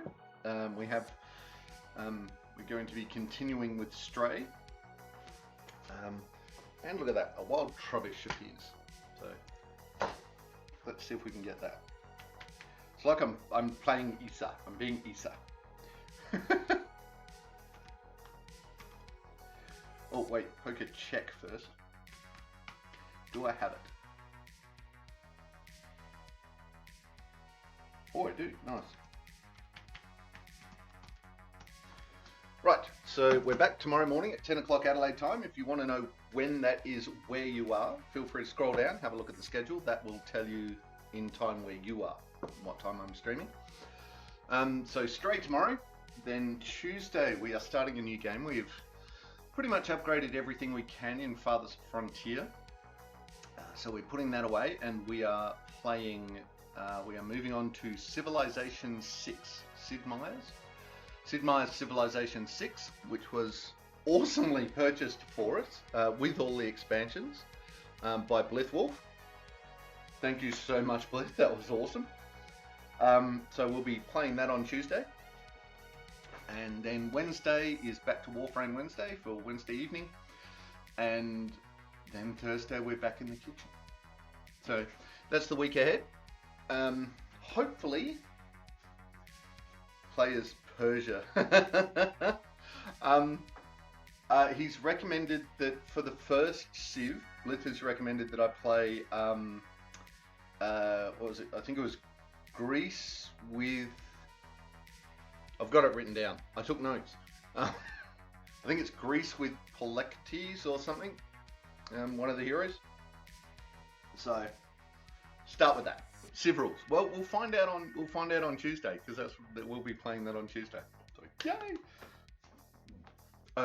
Giant weekend coming up for me. I hope everyone will see everyone. I hope we'll see everyone tomorrow. Yeah, training mode notes is good. Yeah. Just keep all the notes. So yeah, hopefully we'll see everyone tomorrow for some more Stray as we just chill out playing Stray. And yeah, other than that, thank you for joining me and thank you for hanging out. Thank you for the follow. We had Blind Streamer joined us for the first time and threw in a follow. Thank you so much for that. Hope to see you again.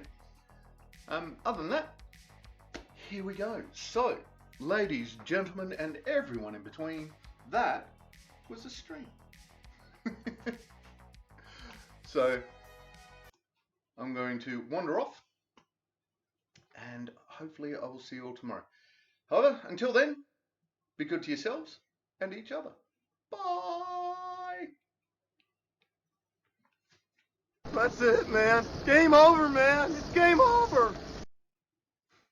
Don't forget to check the description for any links I may have left there. If you like the video, please press like or subscribe to my channel. Next video in the series is up here. Until then, stay safe, have fun.